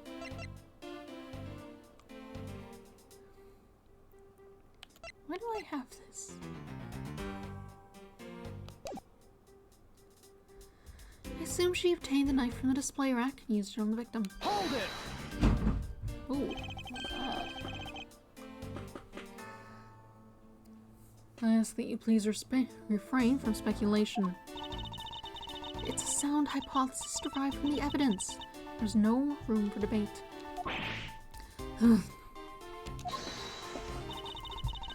Miles Edgeworth, know that an ungraceful loss will not be tolerated by subordinate. Now, rebut her hypothesis with factual logic. Otherwise, what was your investigation for? Yes, you are correct. Thank you. Helping a subordinate out with evidence is the job of any good superior. She seems to be rather enjoying herself, but she's correct nonetheless. Agent Sheena, please continue with your testimony. The knife is a part of a special 3-piece set, which has a design like no other. Hold it! About the 3-piece set, is there really no other like it? Let's ask Ambassador Polano for details, shall we? The knives are indeed special. They have the butterfly, the symbol of the Republic of Babal, engraved on them. And because there are only 3 of them in the world, they are very, very valuable. The national symbol, huh? Well, the knives are covered in the butterfly design. Along with the Alabastian set, our respective countries only have 3 knives each. I see. Are you satisfied now? If so, let's continue. The evidence and testimony, it all points to the girl. There is no counter-argument. Hold it! No, I believe there is still room for debate, and I'll thank you not to decide that for me. I didn't decide anything for you. I'm merely looking at reality the way it is. Objection! You sure you're not just viewing the facts through rose-colored glasses? Mr. Edgeworth, I think she's mad at you. Perhaps, but our definitions of reality are a tad different. Are the 2 of you done chatting? Agent Sheena's proof is that the Bobbly's knife that Kay was allegedly holding Yeah, so how are you gonna prove that Kay didn't do it, sir? If Agent Sheena wants to suspect Kay merely because Kay was the only one here, then I must show with evidence that Kay couldn't have committed the murder. But do you have such evidence, sir? Yes, there is one piece of evidence that seems very unnatural to me. And I believe it is my duty to point that out to Agent Sheena.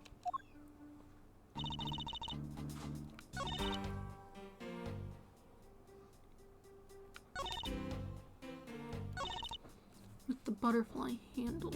And then we can present that there's no blood on this handle. That's weird, right? That's a weird. Objection!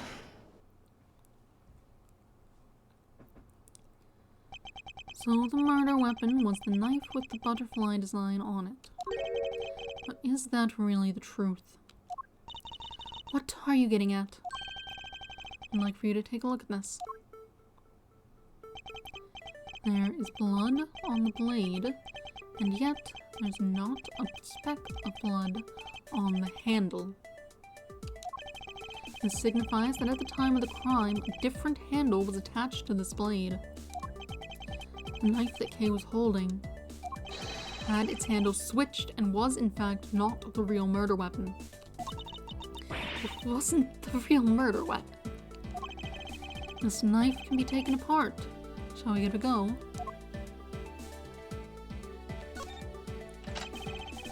As you can see, the Bobbly's knife has now been disassembled into 2 parts. The killer must have pulled the murder weapon out of the victim's body and proceeded to swap the knife's original handle with this butterfly one. It was all to create the illusion that Mr. Cochin was killed with the butterfly-themed knife.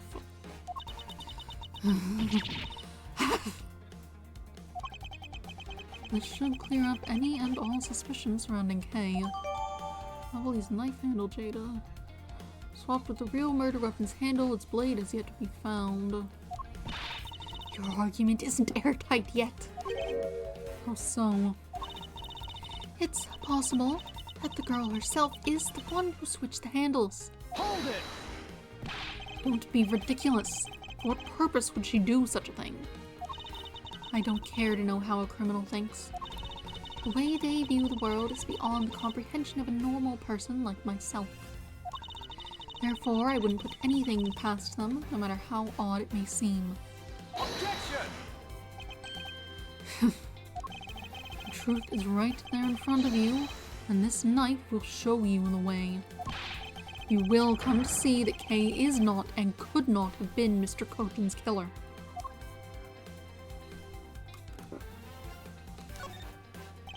There's quite a bit of most of Mr. Cochin's blood on this blade. Thanks to being a prosecutor, I guess I've become accustomed to seeing blood. And this is not what's important right now. This hole. What's this mark on here? What is this mark on here? It's the mark of flower. I assume you know what this means. I guess that's just for the handle to hold on properly or something. No, not really. Butterflies rest on flowers all the time to drink their sweet nectar. And so they do. However, would this butterfly really drink the nectar of this flower? The answer is clearly not a chance. I'm gonna prove the relationship between the butterfly and the flower with this.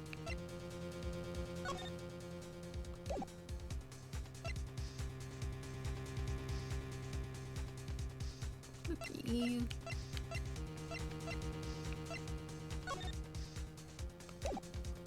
Take that! This...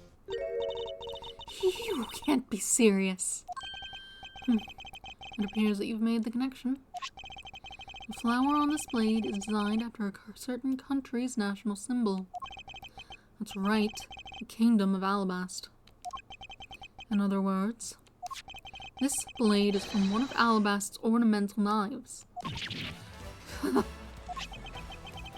This part of the knife handle has Babal's national symbol of the butterfly on it. Therefore, it is undeniably Babalese in origin. But as we both know, you can't kill someone with just a knife handle. Incidentally, when exactly did the murder occur again, Agent Sheena? After the fire had broken out. That's right. Kay entered the Babalese embassy after the fire had taken place. Furthermore, she had not been to the Alabastian side of the building before then. On top of that, not a single person passed between the two countries during the fire. Which means that Kay could not have transported an Alabastian object over there. This makes it impossible for her to be the true killer. Well, way to go, Edgeworth, sir. Mr. Edgeworth, sir. What a great victory.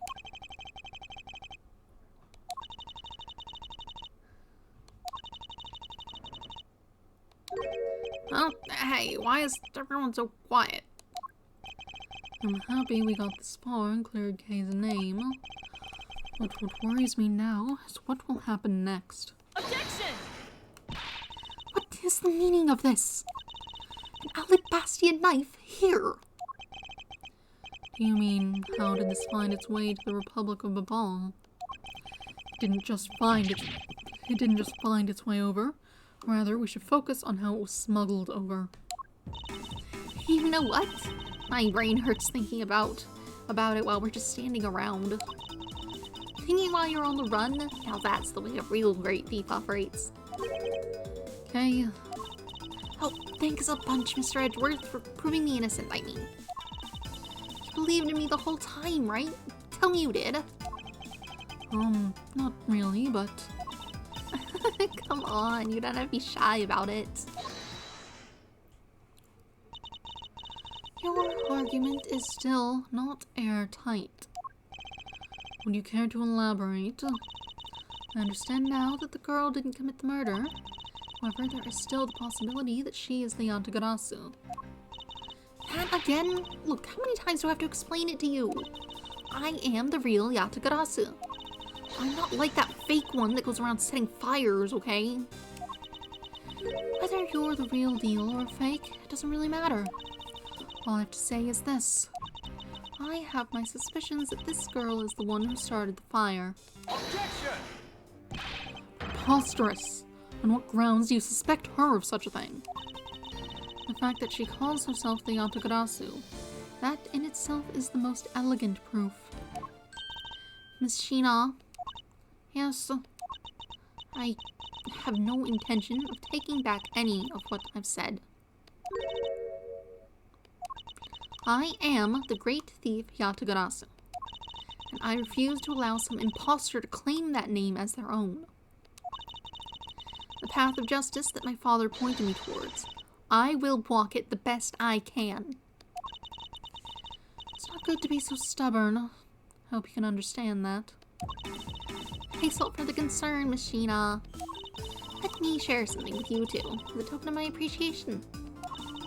Those sunglasses totally do nothing for you, so I'll steal them from you next time, okay? Well, I guess we'd better get going. Going to where? The Kingdom of Alabast. If we don't go, we won't know for sure, right? I suppose not. Won't get anywhere simply by standing here thinking. See where the Alabastian knife came from. We'll have to pay the Alabastian embassy a visit. Let's go, Miles Edgeworth. As you are my subordinate, I will not tolerate you bringing the investigation to a halt. Understood.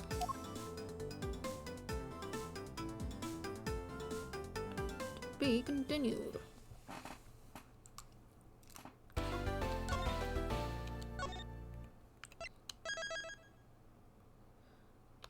Alright. She Longling pushes back. Okay. March 14th, 7:44 p.m. The Atrium Neutralis lobby. That noise. Count off. One. Goodness. Shifu, 99 callouts. So all 99 members are most likely here and accounted for, sir. Hey, you. Yeah, you. Second number 1 from my right. Sir! Yes, sir! Here. Birthday present for you. What? Shifu, I didn't know that you knew all of our birthdays.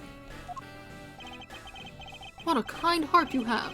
Shifu, you are more of a man than we'll ever be, sir. I'm really sorry, but it's not my birthday.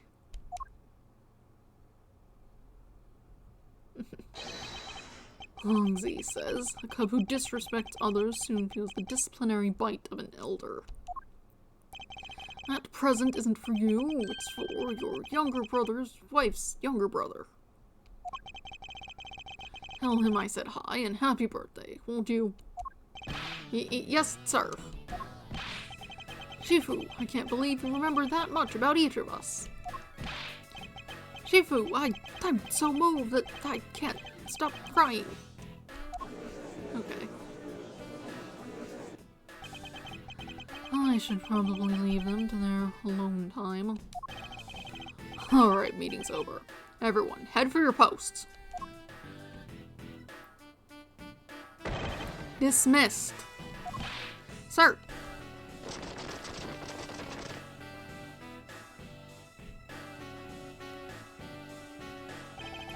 Yo, were you guys there the whole time? I got a call from Sheena. She's already filled me in. Sounds like you're out to get in my way again. I have absolutely no intention of interrupting your investigation. I simply request that you grant me permission to investigate the Alabastian embassy. What if I say no? Objection! Agent Lang, this man is my subordinate. As I have received permission from the ambassador, he is to be extended the same rights. Sorry, sis, but it's not that simple. Alabast has the strictest immigration regulations in the world, or didn't you know?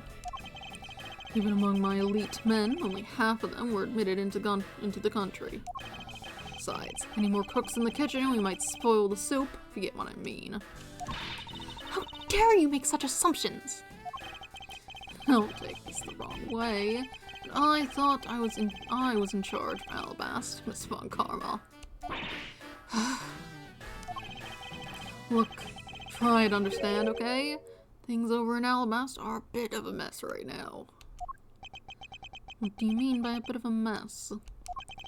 No one told you. We had an incident in Alabast as well. This is what we call a decision based on the investigation, Mr. Prosecutor. Look, Wolvie, just let us in already.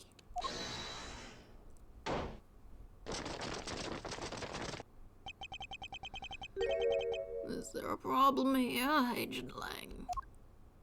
I assume it's the old person talking. Not really, just having a discussion about whether or not to let these guys in. Ambassador Alba, I ask that you please allow these people to join the investigation. Having a debate because of my country. I'm terribly sorry for placing you good people in that kind of a situation. It's all because I lack the strength to govern well. Please, it is nothing of the sort, Ambassador. You weakling.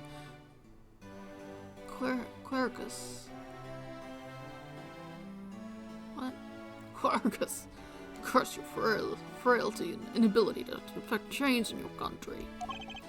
What are you... The thing is, investigations conducted in my country have been under Agent Lang. And it is my judgment that in order to minimize disruption in the investigation, I should leave everything up to Agent Lang. There, you see. Oh, no way!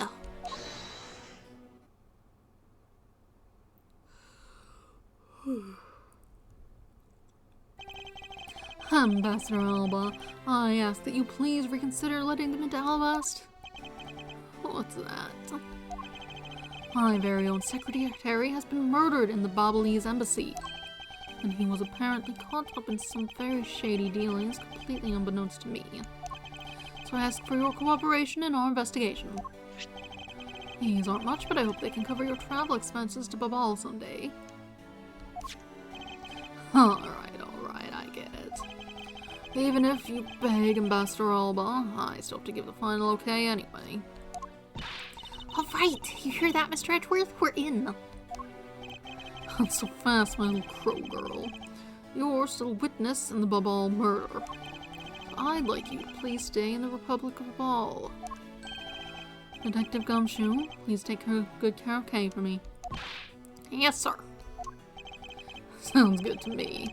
The fewer troublemakers, the better.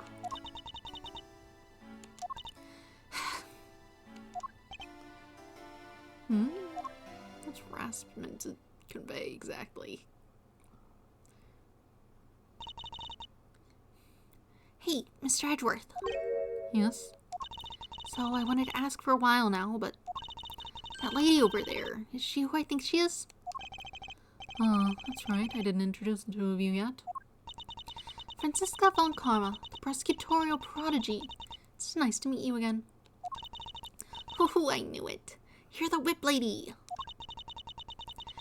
You may address me as Miss von Karma. Miss von Karma, I leave the investigation of Alabast in your hands. Thanks. Rest assured, I will outsmart both the smuggling ring and the Yatagarasu.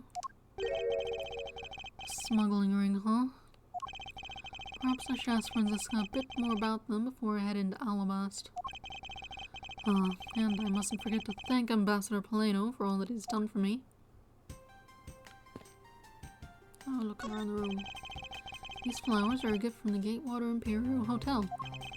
It appears their business has bloomed since they became a Steel Samurai sponsor. There's stacks of pamphlets around about the two embassies here.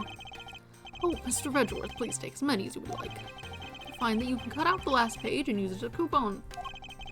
I'm afraid I must decline, as I have little interest in them. Wait, I thought Americans loved coupons? That man in the green coat earlier was beyond ecstatic when I gave him some. Ambassador Paleno, I ask that you please not think of him as representative of all Americans.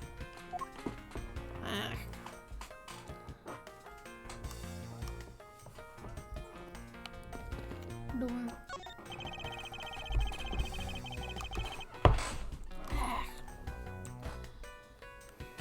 If I could just find a way to sit comfortably. If there wasn't a drawer directly in front of me, that would help. It's holding up the disc. The Steel Samurai and Jammin' Ninja stage shows were held just beyond these doors. After the Jammin' Ninja show ended, we came out here and were greeted with a fire. And the appearance of the Yatagarasu and a murder were far from solving anything yet. There was a flat panel, a VCR, and a row of Steel Samurai videos on this table.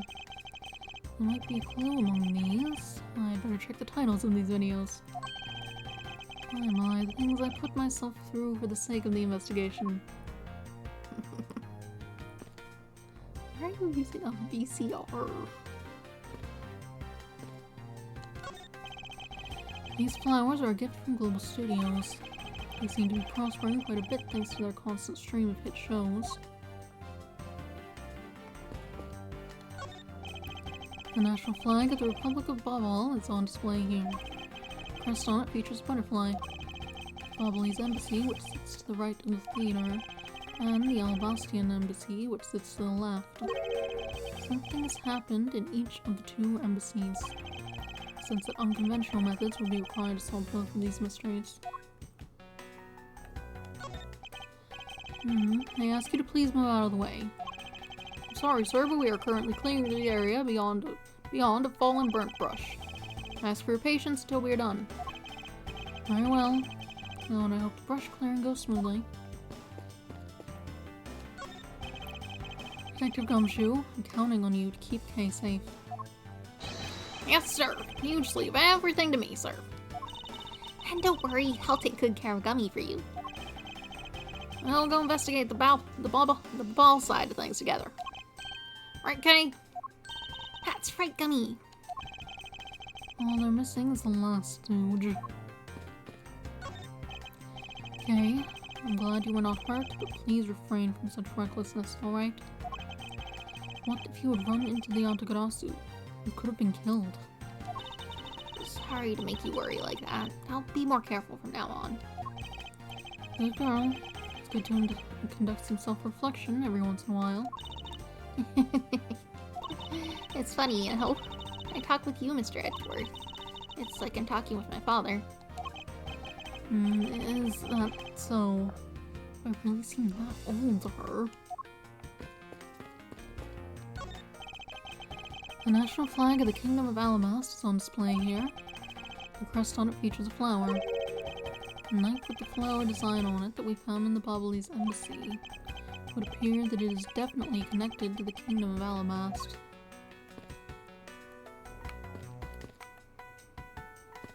I think I needed to talk to them. So. You've been granted permission to enter by Ambassador Alba. Please feel free to enter the Flower Nation, the Kingdom of Alabast. Flower Nation, you say? Well, the garden certainly lives up to that name.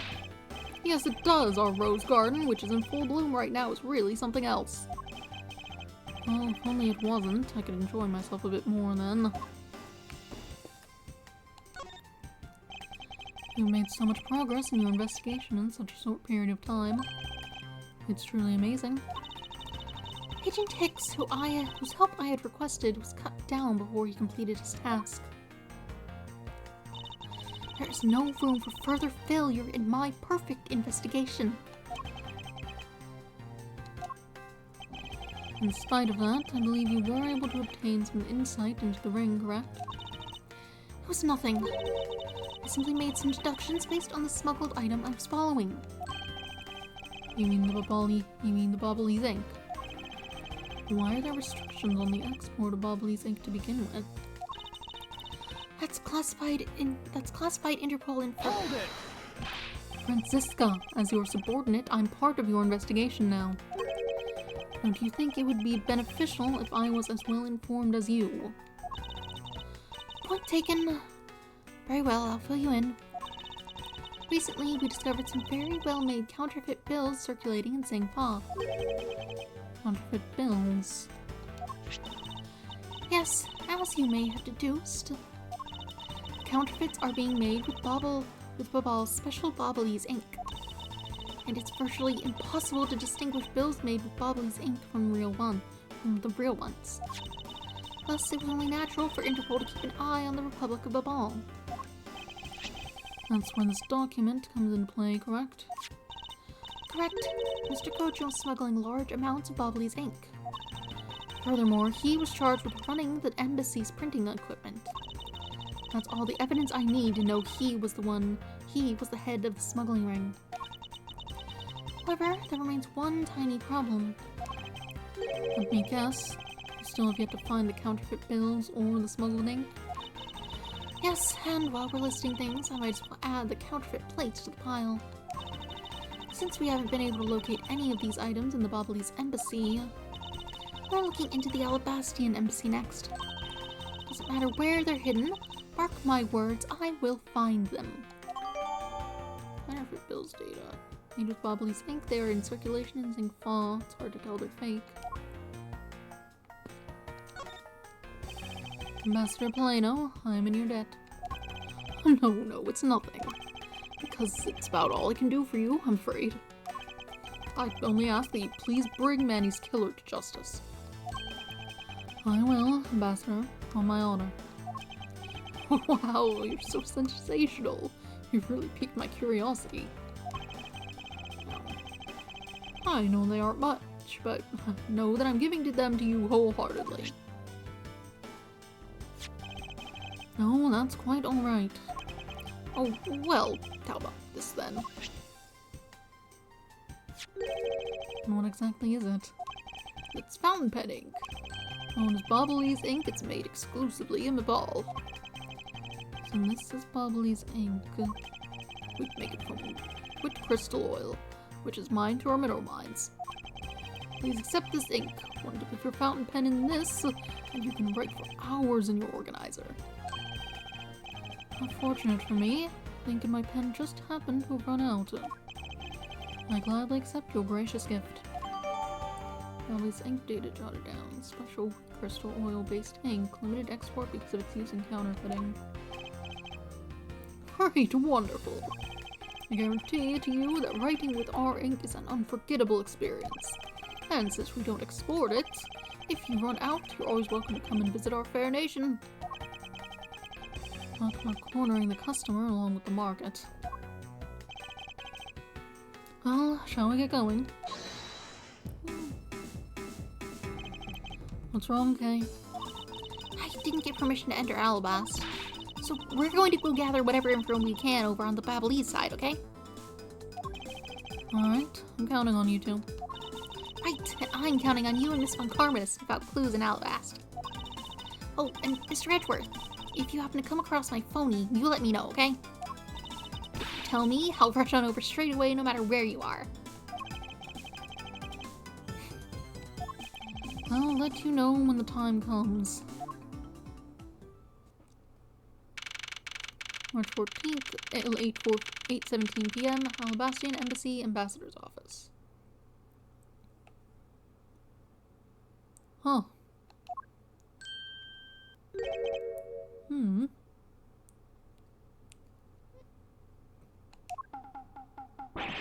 Whoa! What do you think you're doing to my subordinate?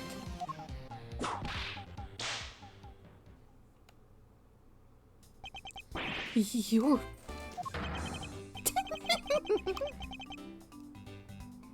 You... I never got a voice for.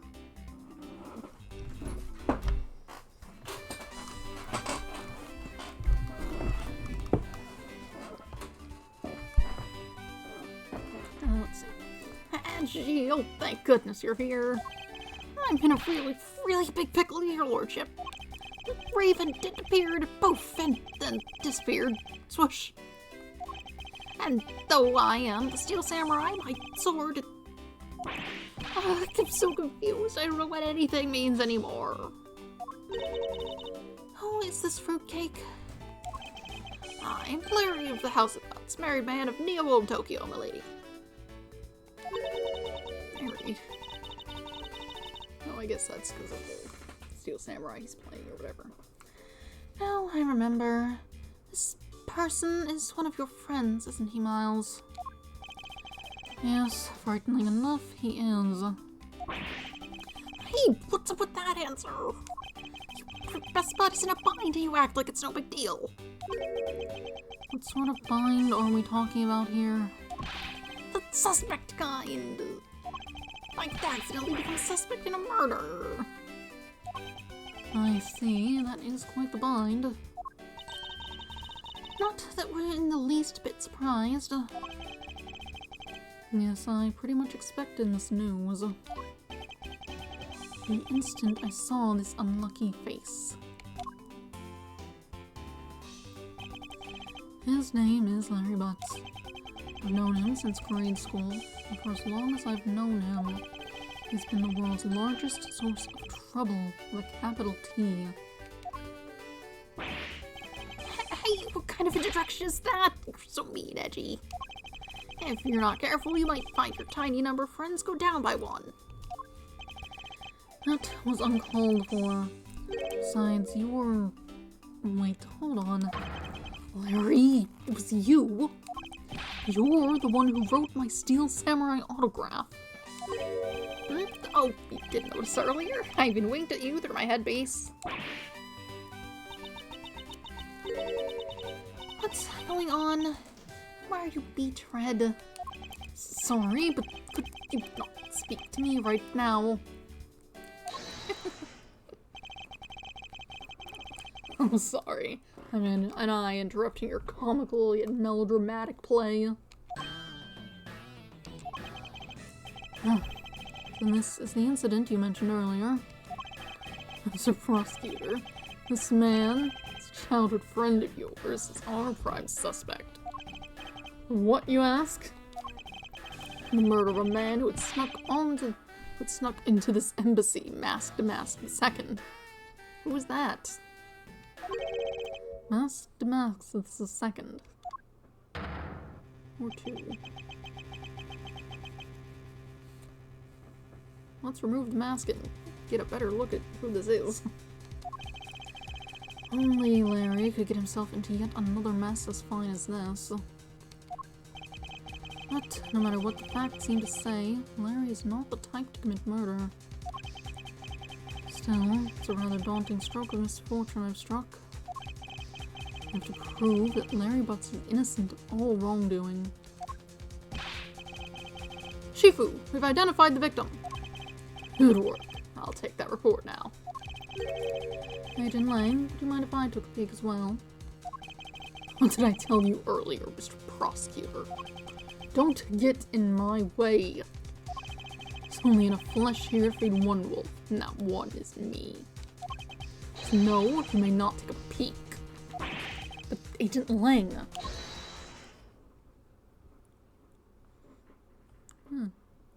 You're still here. Agent Lang, will you allow an investigator such as myself to take a look? Oh, yes, of course. You let the detective see the file. You're Detective Bad. You're the prosecutor, Mr. Edgeworth, right? Fancy meeting you here, Detective. You weren't expecting me? Ever since that day, some years ago, I've chased after the Yatagarasu non-stop. I've been pressured Interpol to keep me in the loop, in case a card was ever found. What incredible dedication to the case. Detective Bad knows the Yatagarasu's M.O. very well. His passion for the chase hasn't died down in these 7 long years. It's something I can respect. But Detective Bad, I must ask, you're going to make an ally out of this prosecutor. My only goal is to arrest the Yatagarasu. If he can get to the bottom of this case, then I'm willing to share info with him. I'm in your debt, Detective Bad. Okay.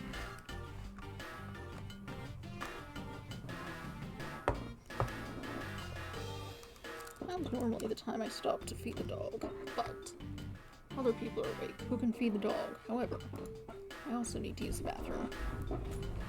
Also, I think I need to feed the cats. Maybe just the one cat, those bowls are full, so I'll be back shortly.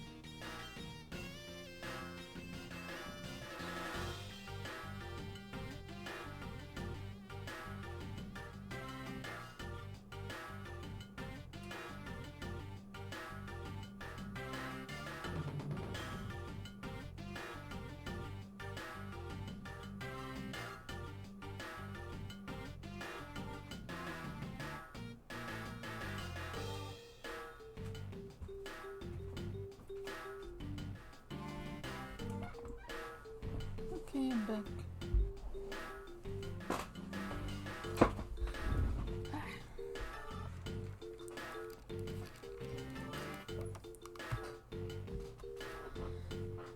Text back off and get back to it. Right. Initial investigation. About the murder of Damascus II. Would you be willing to fill me in on the would you be willing to fill me in on a few of the details? When the Yatagarasu showed up, Agent Lang and I took ourselves off guard duty and put ourselves in charge of directing things at this crime scene. Taking advantage of the chaos, Damascus II, he broke into the embassy. Probably to steal some treasure or another. I suppose he lost his life when he was forced to fight someone else in this room. Why exactly was that man placed under arrest, Detective? That samurai. He was born looking suspicious, but not for the reasons you suspect, I assure you. As you can plainly see, he's completely harmless. Well, just a random guess. It's not like he's actually under arrest. Tonight, here at the Alabastian Embassy, Ambassador Alba was to give a commemorative speech. And that's when the Yatagarasu showed. Keep in mind, the Yatagarasu isn't who I'm talking about right now. Those seats, the guests who had been called to sit in them, were empty. No show. Who was at the field to take their seat? Steel Samurai. Until the speech was to begin, each member of the entire Steel Samurai family was to wait in a separate room. However, for some weird reason, that man was spotted in a different location than his assigned room at that time. And where was he? He was on the roof, one of his legs down a chimney. Uh-huh? What are you doing? The chimney leads directly into this room. Larry Butts, you've really outdone yourself this time. What were you thinking? In any case, I believe it's high time for me to start my investigation. Sebastian Embassy Ambassador's office. What were you doing? Larry, there are a few things I need to ask you about. Hey, how about that? I got a few things to ask you. I've got to ask you about too. What is it? It's like both you and him. What's it? Okay, that's fine. How is it that the two of you always manage to have some cuter girl by your side? Francie, what about that promise you made to me? Promise? What promise? The one where you said you wouldn't roll over my next book, Francie's Whippity Whip trip. Ow! I made no such promise. Ever since grade school, we've had a certain saying about Larry. When somebody smells, it's usually the butts.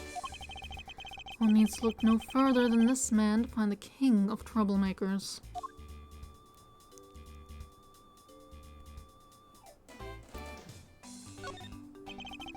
As I recall, aren't you calling yourself Maurice Donem now?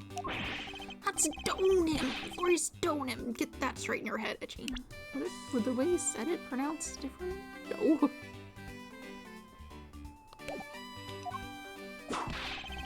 Ow. Now I remember, you're that rude, pale imitation of a real artist. Oh, no, you got it all wrong. I gave up on that whole Therese business. Besides, when Angelina left me in my heart in pieces, that's when Mindy walked into my life. She's been so good to me that I wanted to help her in some way. And I figured I could through this Steel Samurai outfit. Your inane blathering makes less and less sense each time we meet. I believe he's saying that he picked up this part-time job as the Steel Samurai so that he may attempt to capture the heart of the actress who plays the Pink Princess. You got it. You know what I mean, Edgy. I knew you'd know what I mean, Edgy. Not really. It's not so much as I understood. A simple deduction based on your usual modus operandi, Larry. Larry, I'd like you to confess right now to everything you did tonight. Confess! I know you suspect me too. Nonsense. I don't believe you have the mental acuity needed to plan and execute a murder.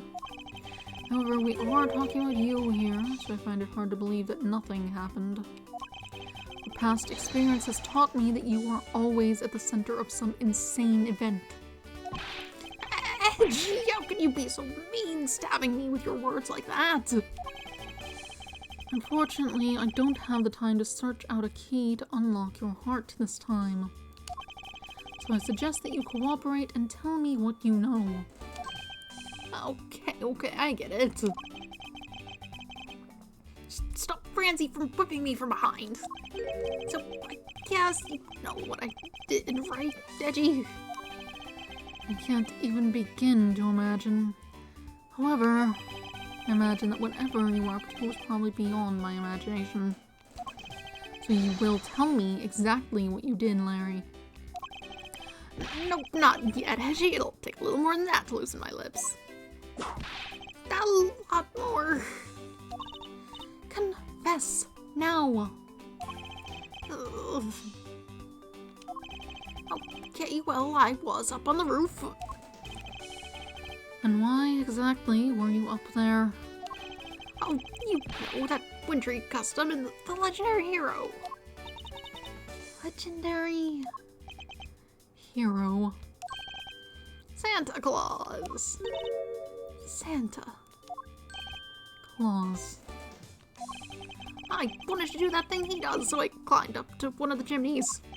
But when I got there was smoke pouring out of the chimney.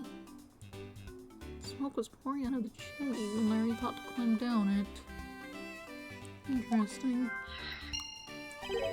And? Well, I couldn't go down the chimney with smoke coming up, right? So I gave up. Objection! Larry, you do realize that Santa Claus does not exist, right? Of course I know. I didn't graduate from junior high, you know. And you should also understand this. If Santa was real, he would be the biggest unlawful trespasser in history. Ah, crud. Is it your attempt to imitate Santa that has landed you as a prime It is your attempt to imitate Santa that has landed you as a prime suspect in this murder. Come on, man. What's so wrong with pretending to be Santa? Objection! Let's start with the fact that it will be the Ides of March in a matter of hours. Santa only visits homes on December 24th. That's in December, you nitwit. Ooh. Hey, wait a sec. We're not in court. Okay. Knives. These ones look like they have sheaths. There's some weapons on display on this wall, and a crossbow, and under that, a set of knives bearing a flower motif. They must be the counterparts to the Babalese knives, which means the blades inside these scabbards should match the blade that was used to kill Mr. Cochin.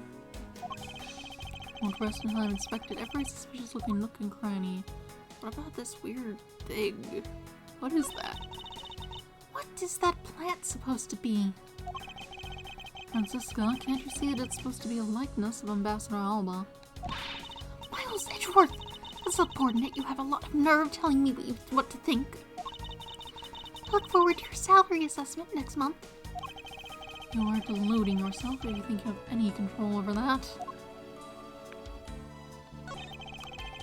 It's the Steel Samurai's primary weapon, the Samurai Spear. It's like bent at the end now. I don't think it was like that when it was in that one case.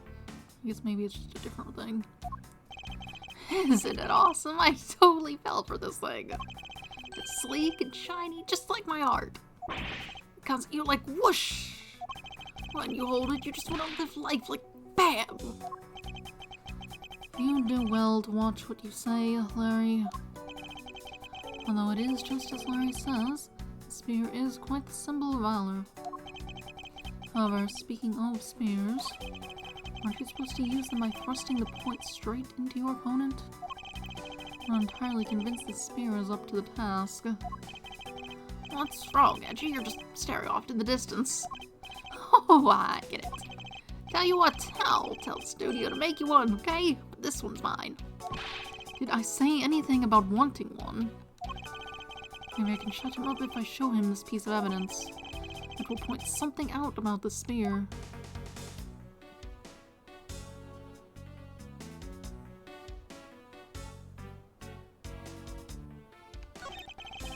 Why is there a weapon on display in a place like this? I wonder why there are no whips on display here.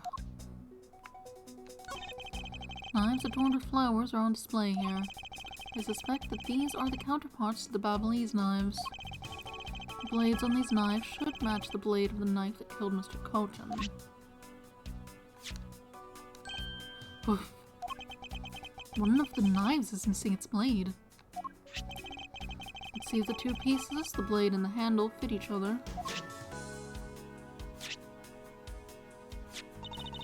It would appear that they fit together quite well, almost seamlessly.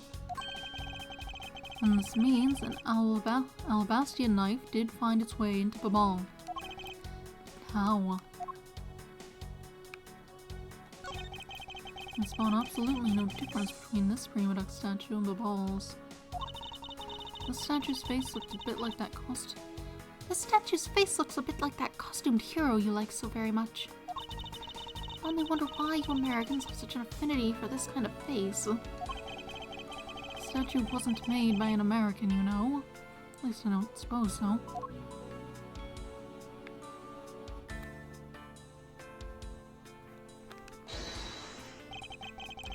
Connected to any of the evidence I hold?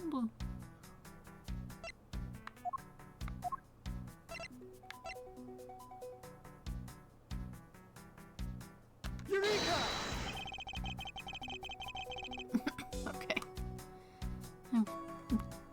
Maybe I need the other bit. The condition of this hair is related to this piece of evidence. Stop. You don't need to feed the dog. Someone else is here to feed the dog. Leave me alone. To this piece of evidence. I don't see how they're related anyway. Francisca, this is not like you at all. Don't tell me that you don't understand the meaning behind this piece of evidence. Well, I don't. Suppose I have no choice then. I'll just have to explain it to you from the beginning. What you should be doing from the very beginning is admitting your mistake.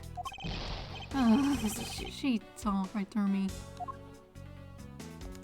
I guess you want the handle, probably. Eureka! No, you don't. Whatever. Because it's like, it's all messed up, right? Does it look different? No, it... I guess it doesn't look like that. Counterpart to the Babalese butterfly is the Alabastian flower. Butterfly and flower, both lovely things. But can we interpret this to mean that Alabast provides honey to Babal? Francisca, can't you come up with a more meaningful or profound comment? Very well then. Let's hear what sort of profound comment you can come up with. Well, flowers cannot survive without the butterflies that spread their pollen. And butterflies cannot live without the nectar that the flowers provide. If either one were to disappear from the equation, neither would survive. How's that, Miss Von Karma? Your explanation took so long that I nearly fell asleep. Well, let's continue the investigation. Francisca, why can't you just admit I had something there? person shaking hands with the Steel Samurai in this picture is Ambassador Alba.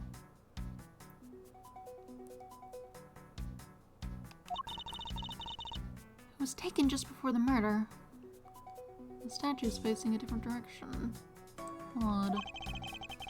The Steel Samurai must be very popular, or even using the National Treasure as a backdrop. I just don't understand. What exactly is so great about Top Knot there? Clearly, there is a depth to this show that a young person like you can't fathom. Speaking of young people, aren't young children the target audience of this show of costumed actors?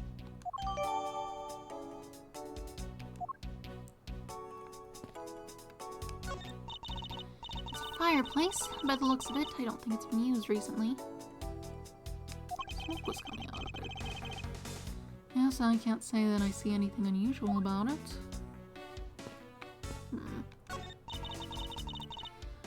This must be Ambassador Alba's desk.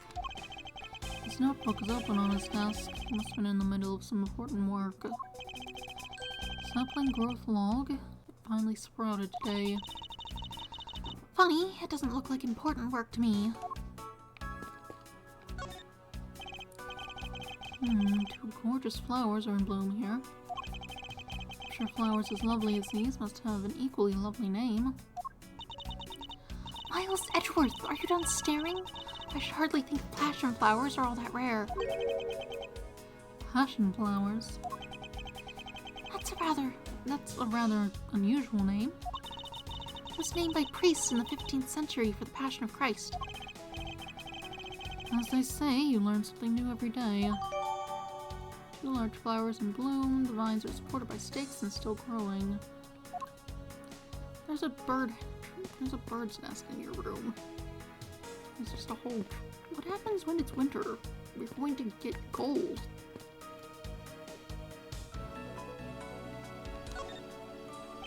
So this is the victim, Damask II. What is with his gaudy outfit? You don't know about Masked Mask. A few months ago, this thief caused a lot of havoc on the populace. So this thief is separate from the Yatagarasu? I thought they were for a while. Their ammo and targets were different. Damask likes high-value trinkets and jewels, and being gaudy is his signature. Gumshoe was in charge of that investigation, so he'd know more about Damask. That's all right. All I'd probably hear are tales of his failure, anyway. You haven't changed a bit, I see. In any case, let's get started here, shall we? I'll rest in time inspected every suspicious-looking nook and cranny. First off, what's in your hand? What is this? What's he holding? Looks like a piece of paper from a notepad. Alabaster Aqueduct statue, 5th floor ambassador's office. It would appear that directions on how to reach this room were written by hand. There's something written on the back as well. I'd like you to steal the Prima Deck statue in this room. What is that supposed to mean? Who writes a note to themselves like that? If I had to guess from the text, let's say that this is actually a request from someone about what to steal. Just who is the person that requested the theft of the Prima Deck statue? Unless the second's note jotted down. Request for the theft of the Prima Deck statue, the map to where the statue is. If this is the second, then it's a different person from on board. Can I take this off? I thought that Damask had quit the business. This guy. He's just a copycat using the name, a phony successor. He's just another peg thief. His real identity is an out-of-work guy by the name of Kashi No. Okay, incredible. He's 29 and wanted on larceny charges. From his clothes and what he's carrying, we determined that this guy is the real Damask II. Cause of death appears to be loss of blood from the back of his head. Seems that he was struck with something very hard. In other words, he was bludgeoned to death. There's not a single shred of fashion sense in the mask's costume. Well, at least I can appreciate the great effort he must have put into making it. You two don't know. You can buy this costume almost anywhere now. It's being sold since when? Since around New Year's. Streets are practically flooded with them. Turns out the mask is a lot more popular than I thought he'd be. I can't believe that foolish fool would dress in fool's clothing to act foolishly. We got your point about 3 foolishes back, Franziska.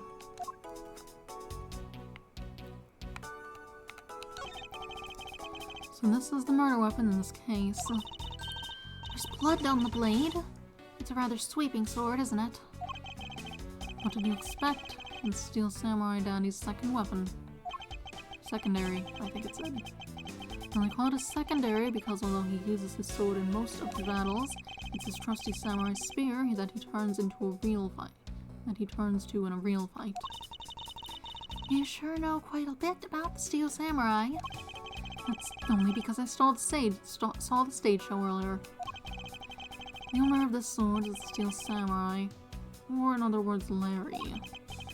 I should probably ask him about it, as detrimental as it is to proving him innocent. Samurai sword. Weapon that's used on stage is thought to be what killed Master Mask. Did the Mask the Second, rather. I suppose this was the wrapping cloth Damask used to carry stolen goods. But there's nothing wrapped in it now. I guess he never did manage to get his hands on whatever it was he was out to steal. Okay. That appears to be all there is here. No matter how hard you try, you'll never be a necessity in our Shifu's investigation. And then a fact, but no matter how good he is, he's bound to overlook something. If you insult our Shifu, then prepare to be punished. Oh, and how exactly would you punish us? Every investigation under Shifu's command will work to disrupt your investigation. Every investigator under Shifu's command will work to disrupt your investigation. Vindictive much? You did some investigating over in the Babalese embassy too, right? I did. Is there a problem? Hongzi says, a wolf who aims to hunt for 2 rabbits at once. I believe the idiom you require here is he who runs after 2 hares will catch neither. A real wolf can catch both. I see. So what you are trying to say, what are you trying to say, seeing as how I am currently handling 2 cases? Suit yourself. But don't say I didn't warn you. There was this exact same statue sitting in that Babalese office we examined. It's the Prima Duck statue. It was the national treasure of the Principality of Cadopia. There's only one of these statues, meaning that one of the 2 is a replica. But both Alabast and Bobble claim to have the real thing. What an incredibly childish fight to have. Alabast Prima statue jotted down an organizer. Will rest until I've inspected every suspicious-looking nook and cranny. This Prima Duck statue. There was one of these on the Babalese side as well. Hair is very valuable and made of pure gold. It was the national treasure of Cadopia. There was only one of these statues, meaning that one of the 2 was a replica. Both Alabast and Babel claim to have the real thing and won't budge from their claim. An incredibly childish fight to have. Knives. There was almost the exact same wall mount for the knives on the Babalese side. But I can't see any of the details from this distance. Counterpart to the Babalese butterfly is the Alabastian flower. Butterfly and flower, they're both lovely things. But can we interpret this to mean that Alabast provides honey to Babal? Franziska, can't you come up with a more meaningful or profound comment? Very well, then let's hear what sort of profound comment you can come up with. Well, flowers cannot survive without the butterflies that spread their pollen. And butterflies cannot live without the nectar that the flowers provide. If either one were to disappear from the equation, neither would survive. How's that, Miss Von Karma?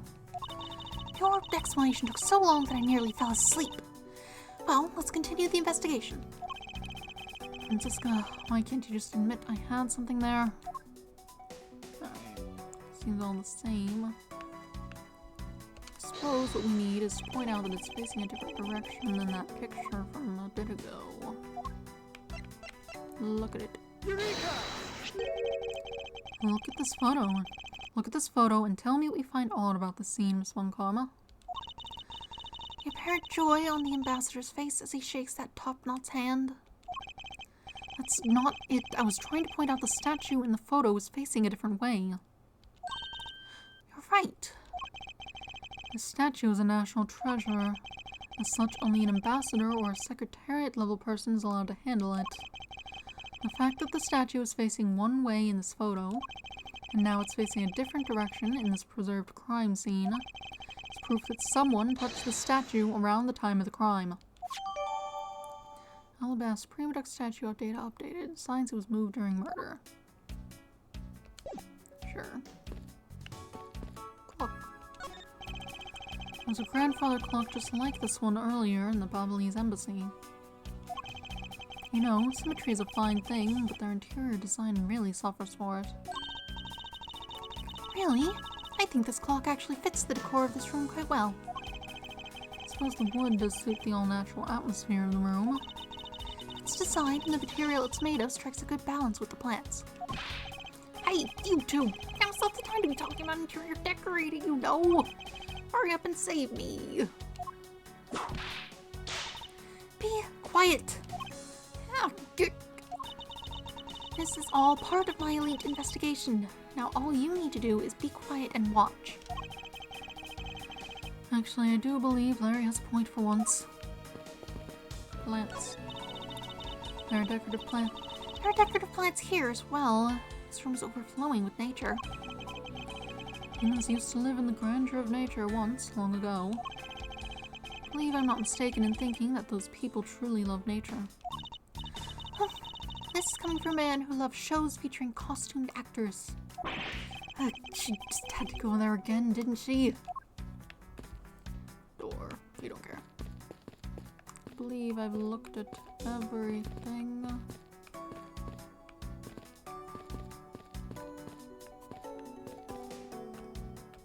I've spoken with everyone. Oh yeah, you don't want to tell me about the...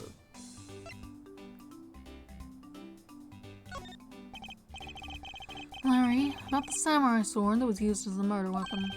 Oh, that. Well, I shook hands with the ambassador in this room, you know. Yes, apparently you did.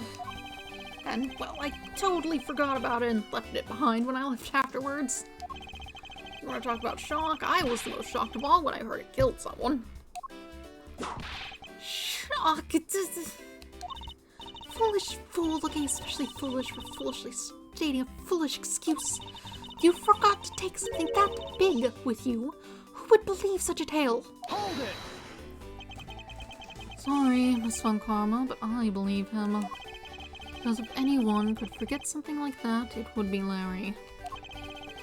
Gee, you believe me? We believe in your incompetence. I just knew that our friendship is something special. Anyway, even if Larry had simply forgotten the sword and left it behind, that in no way clears his name. Which means that I will have to prove his innocence from a different angle. I can show you objects.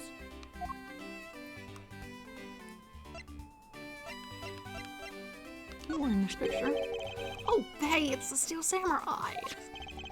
I want you to answer this for me, Larry, and depending on the answer, I may let you live. The Steel Samurai that was up there on that stage, was that really you? Yep, sure was. Larry, you... Steel Samurai, Sushi Slash. I was moved by the performance of this man. This completely useless, worthless bum. I fear I may never recover from this. I do happen to see this being moved. I wonder if you might know what this is. Oh, not a clue. You didn't even look at it.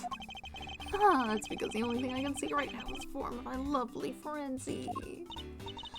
Oh, in that case, allow me to help you sear my form into you for all eternity.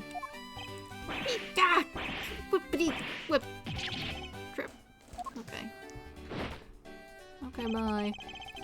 Now this is a trip I'm willing to endorse, especially if we can finally get some peace here. Okay. Anything else to show him? I mean, I already asked about that thing. He doesn't care about any of the rest. Oh yeah, we can... Hey. Oh, I see. You meant to use the spear because there's a picture of it there. Oh, hey, it's the Steel Samurai! I want you to answer this for me, Larry, and depending on the answer, I may let you live. Okay. This appears to be the same dialogue.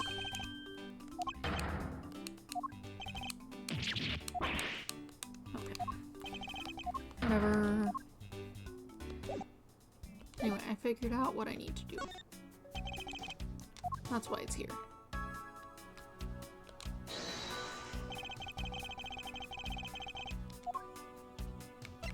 That's what this is for.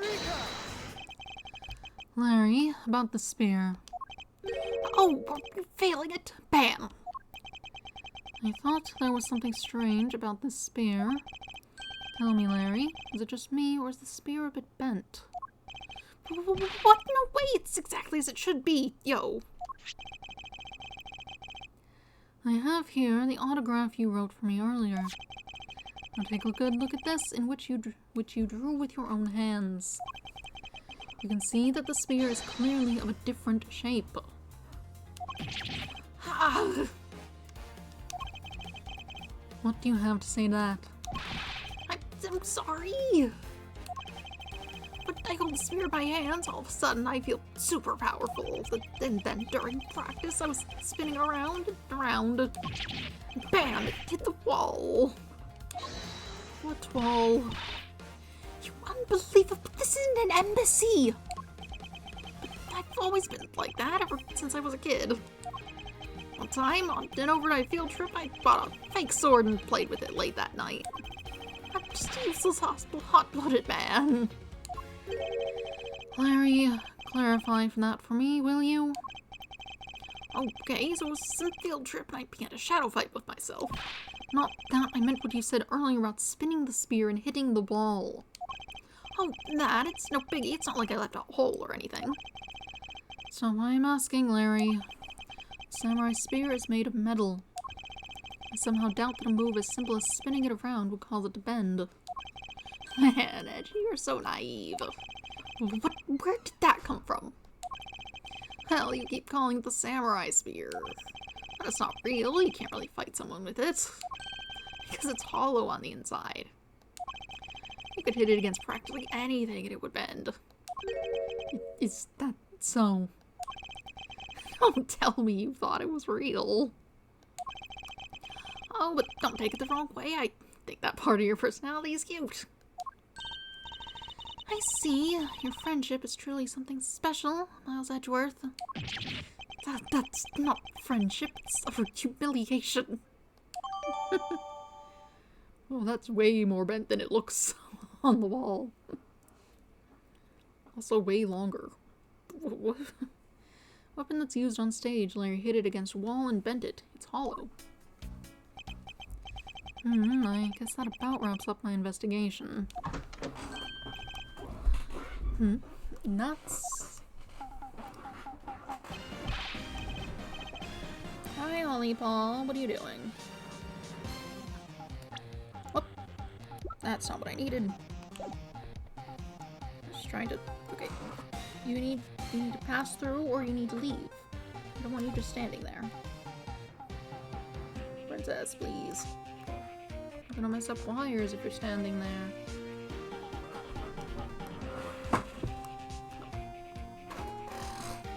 say hello? You don't.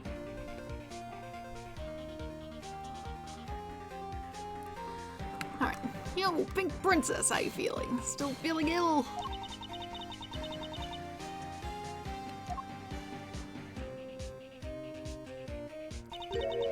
And yet another strange character comes out of the woodwork.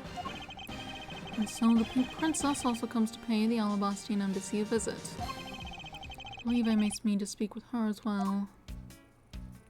Okay, hello, who are you? Miss Pink Princess, I have a few questions I'd like to ask you.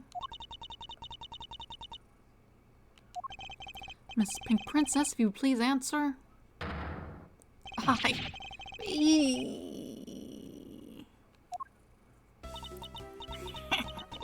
This must be what they call fate.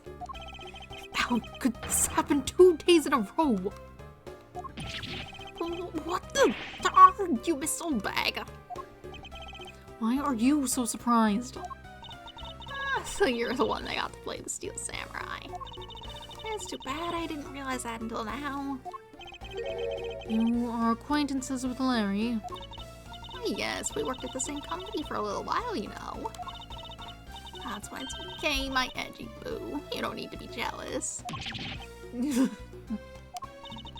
I was in the next room, you know, trying to get some beauty sleep. It was so noisy here that I couldn't fall asleep, so I came over to complain. So imagine my shock when I saw my precious edgy boo waiting here for me. I mean, who could have imagined he would ever come to a show like this? I guess I misjudged you, edgy boo. You misjudged him. I thought he was trying to avoid me, you know. That was no misjudgment on your part. That's precisely what I was trying to do. But it looks like the winds have shifted and he's now willing to be chased after. I'm simply overwhelmed. Don't you worry, edgy boo. I'll chase you forever, to the ends of the earth. Isn't that just peachy? This is one of those rare times when Francisca and I actually see eye to eye. Now then, what are you doing here? I thought you were working at Gatewaterland as the Pink Badger. What are you talking about? That was ages ago. That was yesterday. Look, I worked at Global Studios before, a long time ago, right? Well, they called me up this morning, kind of out of the blue, actually. They called you. Apparently, the girl who played the Pink Princess collapsed from a bad cold. It happened so suddenly, they called me in to be her last-minute replacement. Do they not have enough people and staff at that studio? I really couldn't say no, so here I am, playing the role of the heroine. Instead of that Mindy girl, I mean. The poor girl, I feel bad for her. Because they let me stand in for her. She's going to have a terrible time when she returns. I mean, I'm not raiding a stage. The last second, a new ragdoll to the enemy. Uproar. It was just a bunch of simpletons. Goodness, you had a lot to say. Tripped over lines, shuriken, avant-garde, whatever. You're rather lively, old lady. So, basically, you received the stand-in request this morning, correct? You got it. If you need to see it, I got it right here. Look. It appears that she is telling the truth. Interesting. Request from Miss Oldbag to stand in for Mindy, the Pink Princess actress who fell ill. Odd. Why do we need that as evidence?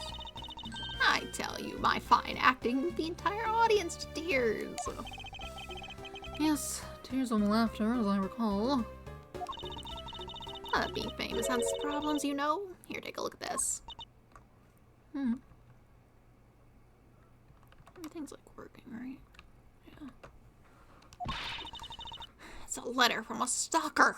I was just taking my break when I found this stuck under the door to my room. Honey, he's sending on you from above again. You're living night. Oh. He just has the world's worst handwriting and that's supposed to say Mindy. Oh Honestly, you really have to watch out for these kinds of things. Look what it says. I suppose that's why he was trying to get into the chimney as well. Wendy, I'll be descending on you from above tonight, your loving night. How absolutely revolting. I mean, you'd think he could get my name right. There's no accent in my name. Wait, this horrible handwriting. Where have I seen this before? Ah, but now that you're here, Edgy Boo, I feel 100% safe. Where do I factor into this?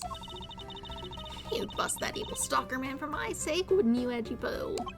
Well, if you allow me the liberty to handle this in my own way, I'll gladly dispatch a detective to your house later. Oh, come on, Edgy Boo. Stop being so dismissive and playing hard to get.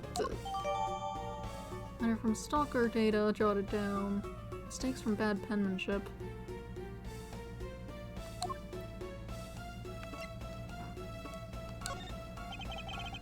What were you doing at the time of the crime? Not crime. What? After the show was over, I've had nothing but free time on my hands. So I used the fireplace in the room next door to keep my bad hip warm. Fireplace. Warming your hip in the room next door.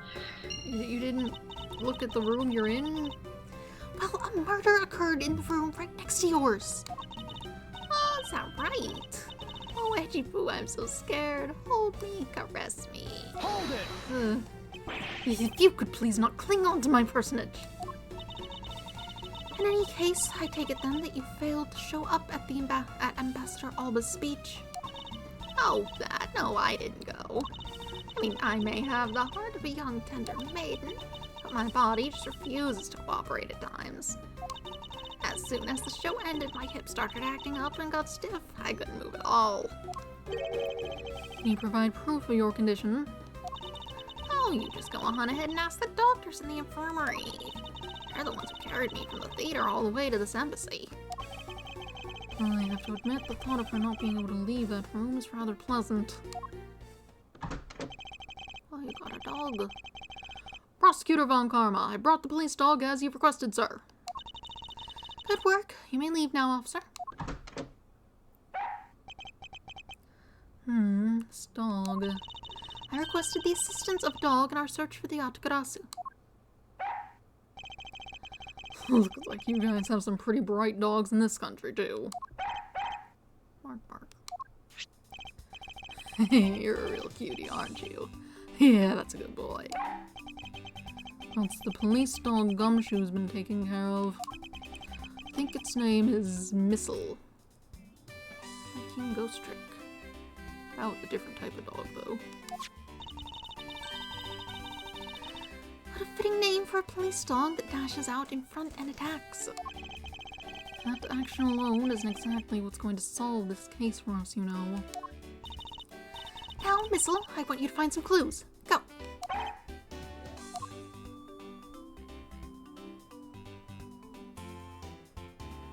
Oh, good job. Good dog, you really are bright, aren't you? Like a certain someone I know. Now, what do we have here? What is this? It looks like a small hot dog, but...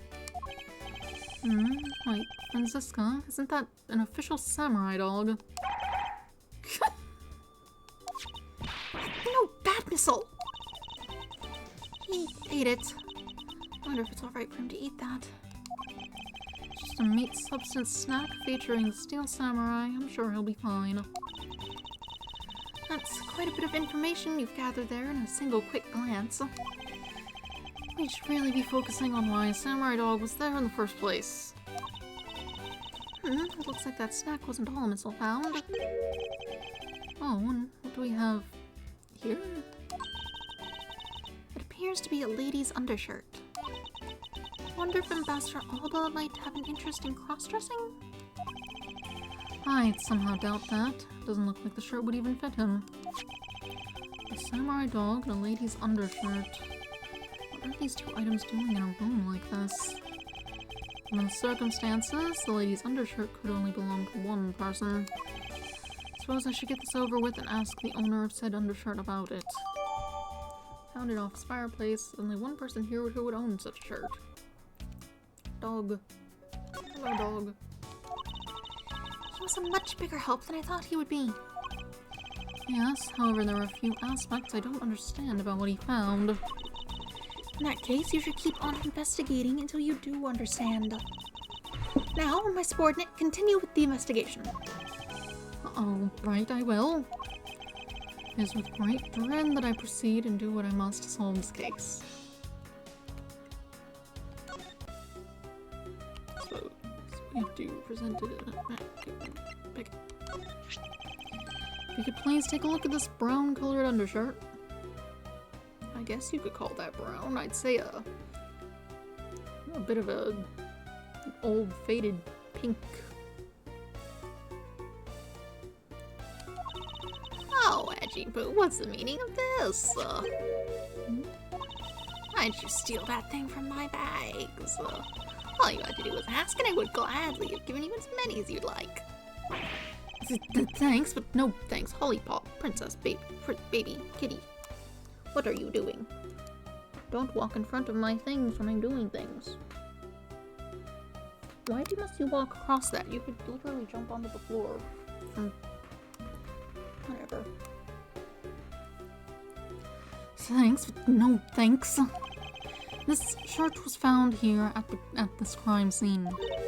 What? Oh no, why don't you just confess and explain what it's doing here? I know nothing, I tell you. What the? Oh, I admit that I use a fireplace to dry that shirt. But I can't really help the fact that I had to, you know. Wearing that pink princess costume was like being in a sauna. And on top of that, I got fingered as a suspect. You're too cruel, Edgy Boo. Are you claiming that you never once set foot inside this room? Of course I am. If I had been the one behind the body, do you think I'd be as calm and relaxed as I am? Tell you, it's always like this. Something tabloid article missing, camera missing. Speaking of missing, then later my husband, when he got married, guess I'm stuck to propose. What is that? I don't help. You have a husband? I feel like she maybe brought that up when she first showed up, but I kind of assumed that maybe she didn't anymore. Oh, well, I don't believe she's lying about her actions, so we can safely assume she really was drying her shirt by the fireplace on her break. Somehow, the undershirt managed to move from the next room into this one. The shirt was found in the office fireplace, but how did it get there? I assume the samurai dog was also yours? Oh, that brilliant mind of yours. You really can't see through everything about me. And so the feeling of dread continues, but I suppose I should ask for more details. That samurai dog was yours, wasn't it? Oh, of course, I'm forever yours, my Edgy Poo. Hold it! Stop. If you could just stick to what I asked you. Edgy. Or you and Miss Oldbag. No. You really don't change, do you? When will you learn how to take a joke? Anyway, that samurai dog wasn't mine. Those things are a present from the studio to the embassy. A present? Studio bigwigs basically told us to play delivery boys. We were supposed to hand the dogs off to the embassy people and tell them I had to pile them all up in the push cart just to move them all. The studio guys should have delivered those things by themselves. Right, Edgy? So did you deliver the samurai dogs to the embassy staff as per your instructions? Hey, Edgy, don't just ignore me and my question. Aren't you going to stick up for me? About that. See, after the show, I went to rest a spell in the dressing room. It's my bad hip, you know? And there they were. The samurai dogs were sitting on the dressing room floor. They're in a box, at least. I suppose you had to make preparations for distributing them after the show. Well, if by preparation you mean sampling them as well. Excuse me? Well, I tried one and thought they were actually quite good. Sorry, but I just had to find out. I know it's silly of me to think this, but I figure that since they're for a kid's show, their taste was probably for kids too. They were so good that I couldn't stop. Before I went back to my room, I just had to help myself to half a dozen or so boxes. As I sat there by the roaring fire, warming them and eating them, I thought, ah, this is... That's too many.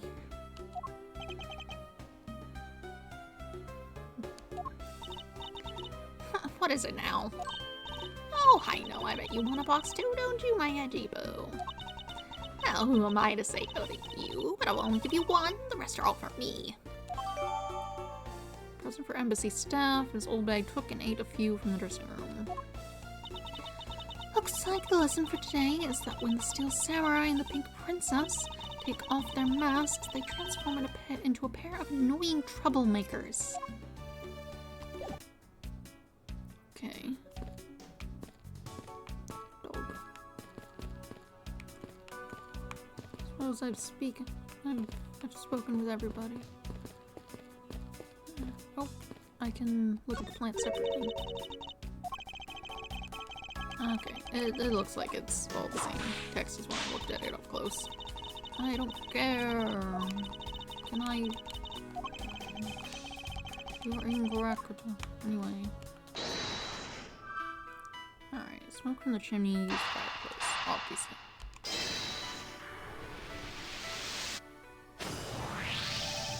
There's no trace of this room's fireplace being used. And your point is? Smoke was supposedly pouring out from the chimney connected to this fireplace. At least according to Larry. This is a contradiction of facts, is it not? Are you sure he wasn't just disoriented or something up on that roof? There is testimony from an investigator that puts Larry at this particular chimney. So no, I don't think it was a mistaken impression on Larry's part. On the other hand, the fireplace in the next room was being used at the time. Where do you suppose the smoke from that fireplace went? Ah, I see. So what you're proposing is this. The smoke that came out of the chimney was actually from Miss Oldbag's fire. So basically, fireplaces of the neighboring rooms share one chimney. Is that what you're implying? Shared chimney... Google. Precisely. I suppose if they share a chimney, they could have somehow managed to get in there.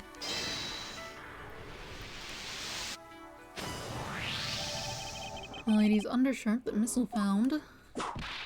Why are you getting all excited about holding onto a lady's undergarment? Miles Edgeworth, you uncouth sea slug. If you know the owner of said undershirt, then hurry up and return it to her already. You have it all wrong. This is evidence.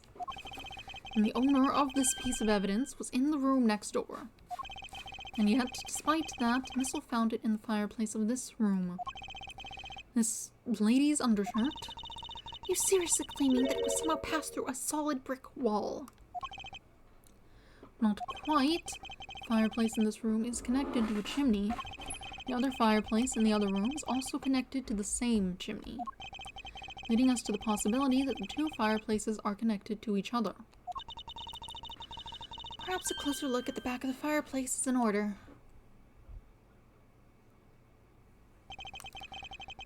There's an X on the back wall of the fireplace. Let's see if I can't get a better look at it.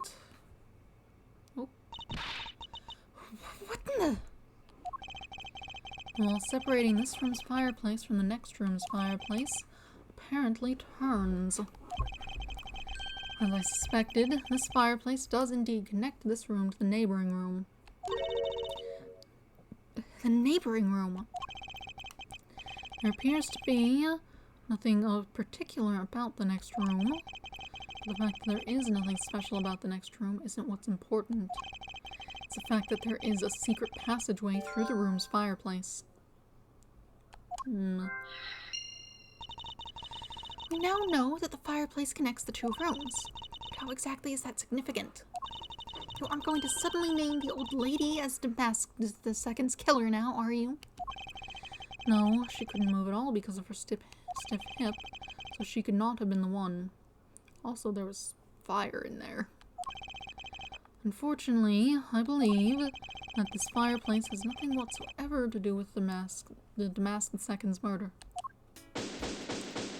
But because it's symmetry, it probably means the one at the other half of the embassy is also like that. It would appear that the answer has made itself known. You're making quite a confident face there, Mr. Prosecutor. Bring it on. I'm ready to counter any argument you may have. Very well then, if you are prepared, I'll show you exactly where my deductions have led me. Shut this curtain better. Yeah, pulled it open. Good, I'm counting on you, Ed. I'm counting on you, Edgy. I'm bad at your voice. Leave it to me, Larry. My first attack will be to expose your lie for what it really is. My lie? I know that there is still something you are keeping from the rest of us. What's wrong with you? Why is it you won't believe me about no matter what I say, Edgy?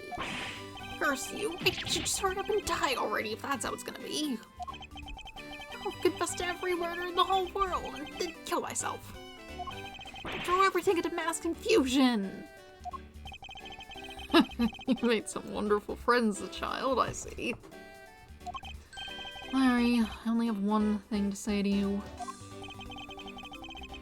Even if you make that face at me, it's no use. A man who's ready to die is strong-willed, you know. Larry, it doesn't matter what sort of harebrained trouble you caused. I ask that you do not lie to me. If you cause an innocent person to be judged unfairly because of some insipid lie, I will never forgive you. Gee. Although, allow me to say, I consider you to be among the innocent in this case. And that I will draw the real killer out. You can trust me on this?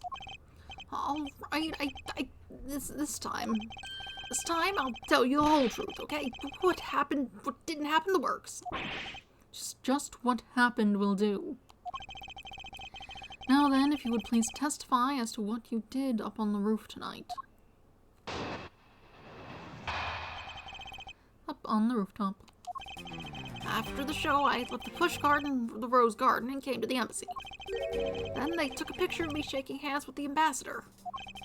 After that, and until my next appearance, I had some free time, so I wandered around. That's when I spotted the chimney. A chimney like that is a rare thing, you know. So then I wanted to play Santa and give it a try. Larry, I thought I just finished telling you not to lie anymore. But it's kinda ultra embarrassing. And what exactly is so ultra embarrassing that you can't tell me? Gee, man, I just said it was embarrassing, so of course I can't just blurt it out. So you're just gonna have to freeze it out. It's me. As your superior, I command you to hurry up and expose this man's lie. I have every intention to, for I'm not about to let us waste time on such a trifling matter. How am I gonna be about the note? The show of the pushcart in the rose garden came up to the embassy. Hold it! You left the pushcart. Could you please clarify that statement for me? Yeah, so the wheels on the pushcart got covered in dirt from the rose garden. It would have made a mess of the floor inside, so Ambassador Alba said to just leave it. Well, it would be rather impolite to dirty another country's embassy. Come to think of it, I recall seeing the Pink Princess on my way to the embassy. And what was she doing? Nothing in particular, because she was being carried by some docs on a stretcher. She must have been getting incapacitated by the pain of a bad hip that she suffered during the show. So I came into the embassy, right? And then they took a picture of me shaking hands with the ambassador. Hold it! Right. So you shook hands with the ambassador of the Kingdom of Alabasta, didn't you? Yeah, can you believe it? I did something really cool for a change. But honestly speaking, there's something interesting about shaking some guy's hand. Hey there, you're disrespecting another country and their very own embassy. As someone with roots in this country, I'm feeling nothing but incredible shame at this second. Agreed. I apologize for his inconsiderate words. Now, Larry, please continue. What's with all of you? You keep saying that kind of thing. I'll tell you only lies. You're already telling us nothing but lies, so let it go and move on. Alright. You don't need to glare at me like that, Edgy. After that, and until my experience, I had some free time, so I wandered around. Hold it! Larry, I want you to listen very carefully and take this to heart. The whole point of your life is to cause misery and pain to everyone you encounter. I know. I get it. I'm totally the bad guy again. I thought you were his friend. Don't you think that was a bit harsh? Long Z says, true friends are bosom friends. If you are in trouble, call on your bosom friend whose shoulder you can truly cry on. Hey, bosom buddy. I hope you're listening carefully to my testimony. Has it crossed your pea-sized brain yet that Agent Lang is only out to arrest you, Larry? How then? You're wandering around inside the embassy, and then what happened? That's when I spotted the chimney. A chimney like that is a rare thing, you know. Hold it! I should hardly think that chimneys are that rare. Agreed, especially since they are a traditional feature of American houses. Plus, many grand buildings have even larger and fancier chimneys. Yeah, but this kind of chimney I'm talking about is the really romantic type. A romantic chimney? Might sound kind of silly, but women seem to really enjoy them. And I just had a good feeling about that chimney. So then I wanted to play Santa and decided to give it a try. Hold it! You suddenly wanted to play Santa. Oh, well, actually, I dressed up as Santa once before already. I was down at Gourd Lake. I'd appreciate it if you wouldn't dredge up such unnecessary memories for me. It sounds like you guys share a lot of history. Perk to being childhood friends, huh? Besides, it's not a felony to dress up and play Santa, you know. Santa doesn't go around killing people after he comes down a family's chimney, after all. Actually, it is worth delving into whether or not playing Santa is a big deal. Actually, I believe in the case of this man, playing Santa is actually quite a big deal. He's saying that your buddy isn't exactly made of Santa-quality stuff. Precisely. You hit the nail on the head, Agent Lang. Gee, that's so incredibly mean. Tell me something, Larry. Did you know that Santa's job is to deliver presents to people all over the world? Of course I know that. I did graduate from junior high, you know. In that case, it's your turn to tell me something. I want you to tell me to whom you were delivering a present to. I was delivering a present to a child not basking in the warm glow of love. Objection! That must be the most elegant description of you I've ever heard, but a lie is still a lie. You sure know how to pick a guy when he's down, you know that? In any case, the person you wished to deliver a present onto was most certainly this. Oh, sort of. Take that! Interesting taste you have there, Mr. Suspect. Don't spread lies about me! I totally didn't want to see his own bag so much that I'd try to go down a chimney. Ow! I advise you to stop right there in your bashing of a lady. I must admit that I myself hardly ever want to run into that lady. However, what if you were misinformed and under the wrong impression? Then what? Fine, wrong impression. I simply mean that the man before you thought to enter the old lady's room without knowing one very important fact. And that fact is best summed up with this. There's that. Take that! Larry, I'd like for you to take a look at this piece of evidence.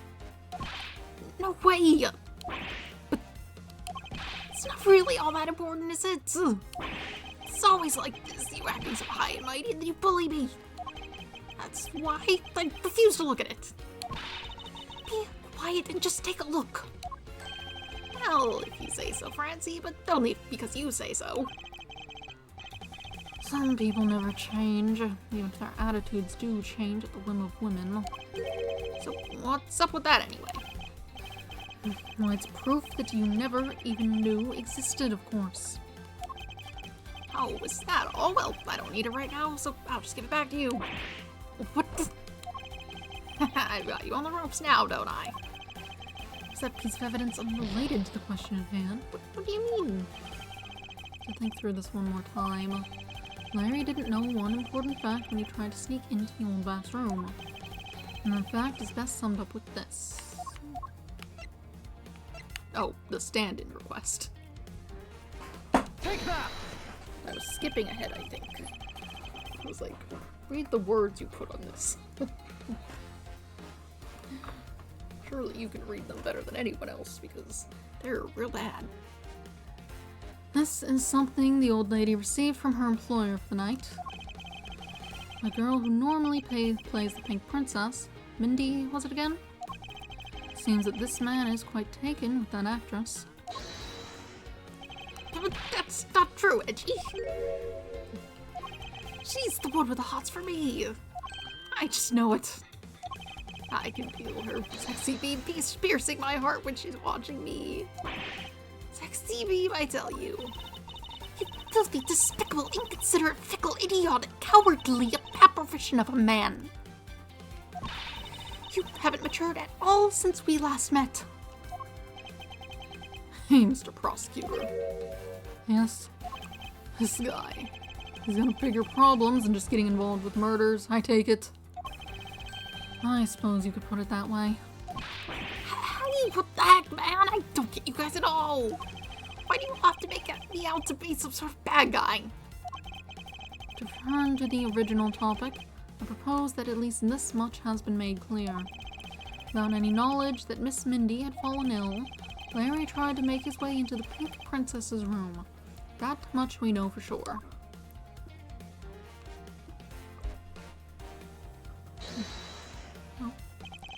Hey, Edgy. Looks like I got the hang of this court thing now. But we're not in court at the moment. Shut up! I see what's going on here. It looks just like what you do in court. I guess old boy here still has something he'd like to say. Longzy says, until the root of the tongue dries, one never knows the whole truth. You shouldn't form conclusions until everything is out in the open, which is why I'll listen. Alright, then get ready to listen to me defeat Edgy in a battle of wits.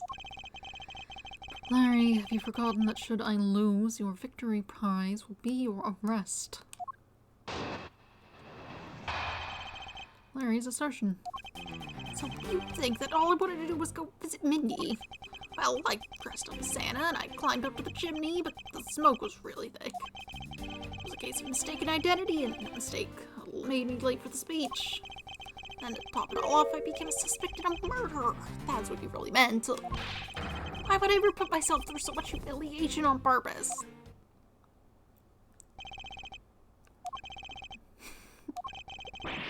Hey, someone say something!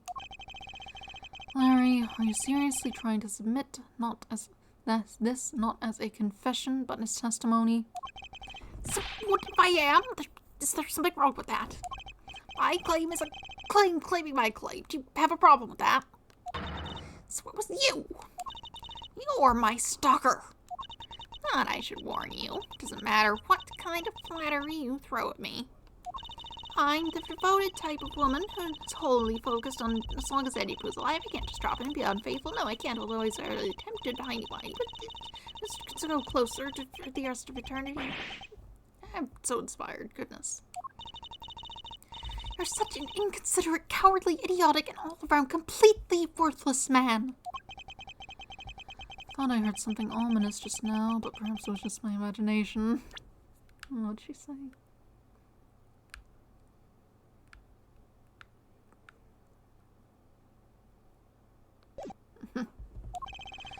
I believe there is nothing further for me to prove at this point.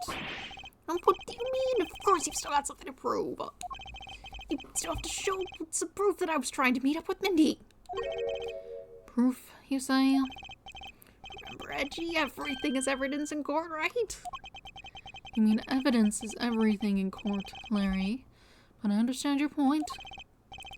Yeah, see, I'm totally a pro at this now.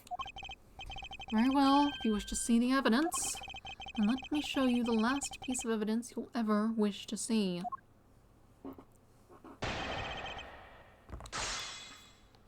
Yeah.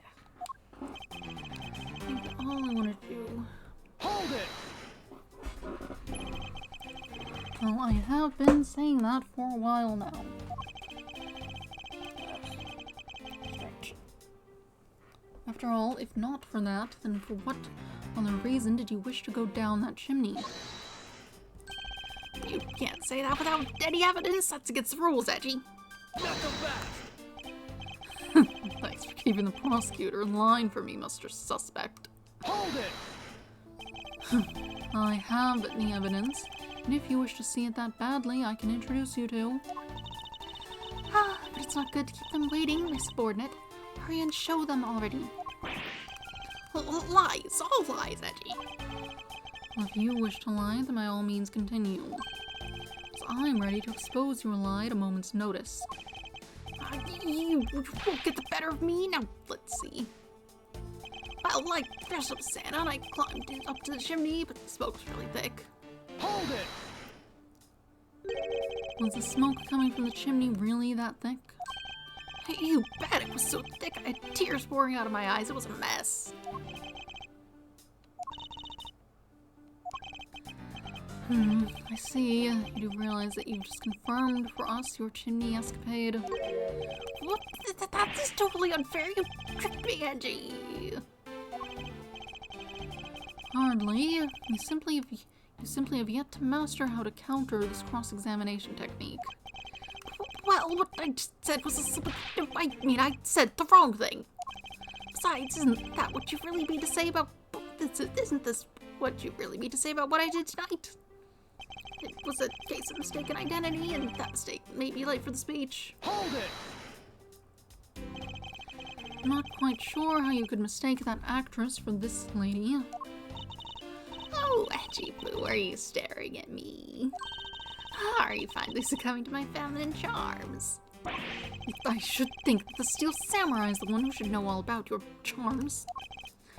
What, me? Edgy, what are you trying to do to me? Nothing.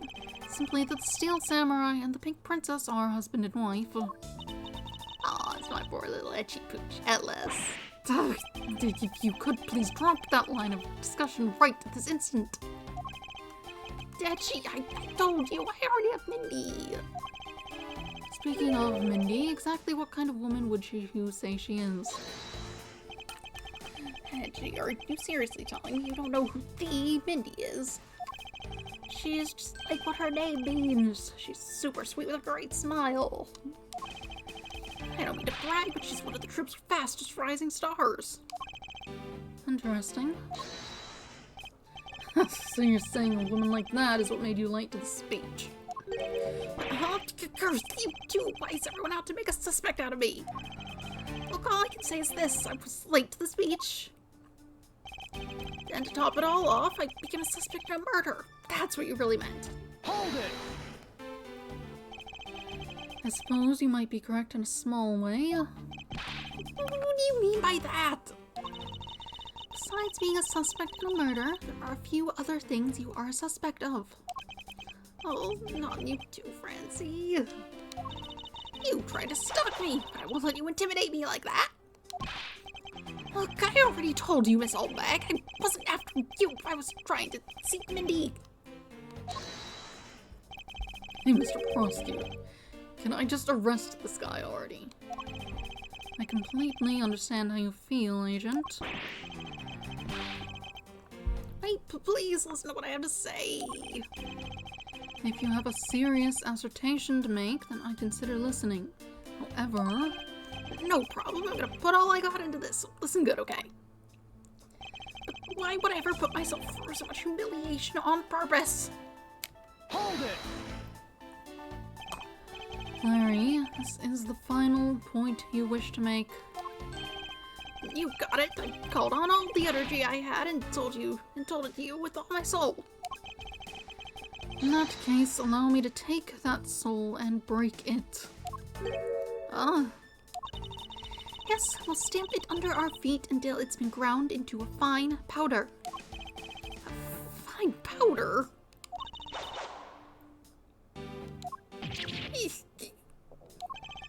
If you really put all your soul into that, then you're ready for what's coming, right? In place of the honorable Larry, I offer my soul to you. Larry, come out from behind there and face this like a man. You're scary, my liege. This whole testimony is one giant confession of all he's done tonight. He's frankly begging me to show him why he bothered to put himself through all this.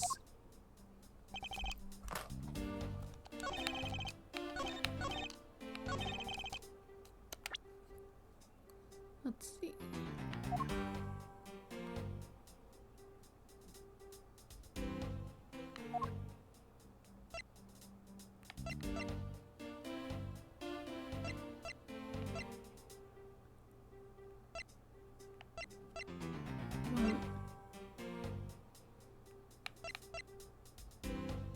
Objection! Just this again. Larry, don't even think about denying that you have knowledge of this letter. Hey! Why are you showing that thing to me? Maybe I didn't use it yet. Wendy, I'll be descending on you from above tonight, your loving knight. Well, isn't that just romantic? But you weren't able to descend on her from above, were you, Mr. Loving Knight? I have no idea what you're talking about. I don't remember a thing. Objection! You can pretend to be ignorant all you'd like, but it's written right here. This letter proves that you were not out to meet the old lady, but rather that you were attempting to pay Miss Mindy a visit. But part of this letter shows the person Larry had intended to meet was Mindy. Take that! Larry, I suggest you take up penmanship lessons. That is, if you never wish to experience this level of embarrassment ever again. What the heck? What are you talking about? Speak English! You wrote Mindy so sloppily it became Wendy to the average eye. Hey, stop picking on me. It's so embarrassing. There. Isn't that what childhood friends are for? They're the best, aren't they? For punching. That will have to wait until we're off of this crime scene. Gee, save me from the scary man. Sure, if you're willing to make amends, starting with your incredibly embarrassing mistake. That wasn't me. Come again? It's a fake. Someone's have to give me so they made that fake letter. To set me up. Accept your defeat graciously. But you guys are being so mean. Hold it! Penmanship analysis. What's that? No matter who, all people have certain unique features to their handwriting. Ergo, all we have to do is compare the handwriting in this letter to a sample of yours. And we'll know soon enough who it was that sent this letter. I'll never write another thing in my life.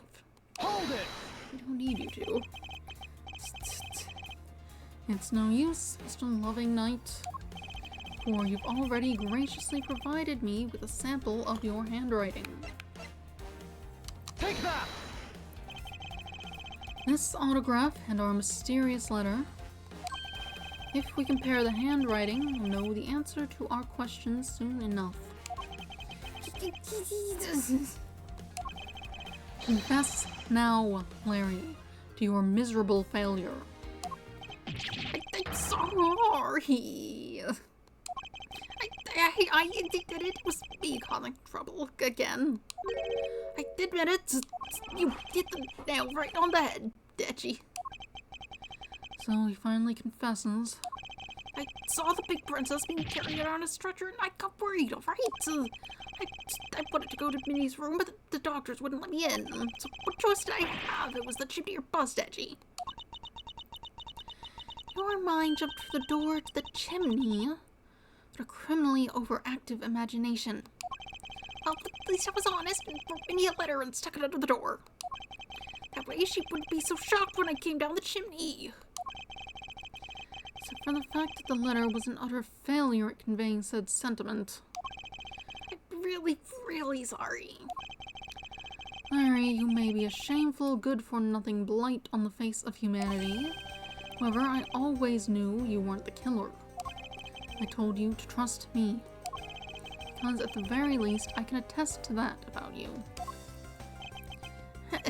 You're... We've lost a lot of valuable time because of you. Ow! In any case, I believe we can say that we now know exactly what happened. Mr. Larry Butts sought to climb down the chimney, not for access to the crime scene, but to enter the room of the elderly lady next door. Great job, Mr. Prosecutor. Although I still find it a bit unbelievable that the two of you are friends. Huh, but the suspicion on that guy over there isn't completely resolved yet, so don't get any funny ideas about running off, okay? Oh, hey, what? Edgy, what does the wolf man mean when he says I'm not off the hook yet? He means the murder weapon. Larry, did you forget? There are 2 layers of suspicion hanging over your head. That's exactly what I mean. We can't only rely on the words of the suspect, after all. He may have figured out where he was and what he was doing all night. But the blood-stained samurai sword that was left at the crime scene. As long as there's no satisfactory explanation for that, this wolf will refuse to ease up on his bite. Gee, that guy, he looks like he's seriously about to take a bite out of me. I'm well aware, and you should be as well, that this upcoming battle will be crucial. Thanks to the cooperation of our lovely bumbler, I've been dealt a very nice hand, a sweet trump card. Looks like we're about to enter the final bout. Now, Mr. Prosecutor, let's see what you've got. I can easily point out the contradiction in the supposed murder weapon. But the real problem for me is figuring out what the real murder weapon is. This will be a high-stakes gamble. And this is one game I can't afford to lose. You think it's all with the spear? Probably. Larry. I was the one who found the body of the victim to mask the second. Beside him was a samurai sword, glittering red and offering up the scent of blood. It was supposed to be in the Steel Samurai's dressing room. I found it here instead. Plus, I found the murder weapon's owner, the suspect, Larry Butts, in here too. Why was he in here? Isn't it a bit far-fetched to accuse someone simply on the basis of ownership? This owner wanted to sneak onto the crime scene. I think that's plenty to go on, don't you? Hold it!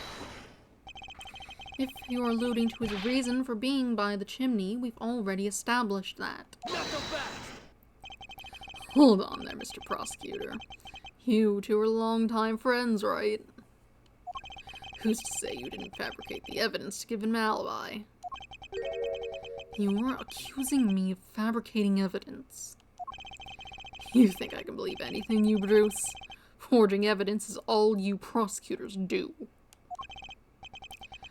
This man has some serious issues with prosecutors. But come on, I can't think of something as complicated as that, right, Edgy? Larry, I can agree because I know you and your personality well. However, Agent Lang knows nothing about you. Or me, for that matter. Since his hatred for my entire profession emanating from his entire being. Meaning that the only way I can prove Larry's innocence is to present irrefutable evidence. What? Ha. I found the body of the victim. Hold it! So you were the first to discover the body this time. This time? What's that supposed to mean? You better watch what you say. Only said this time because earlier Kay was the first to discover the body in the ball. And your secretary, Agent Sheena, was ready to accuse her of murder for that.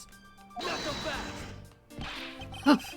So you're going to use that excuse to call me suspicious now? Of course not. I was simply pointing out the usual pattern with discoverers of bodies.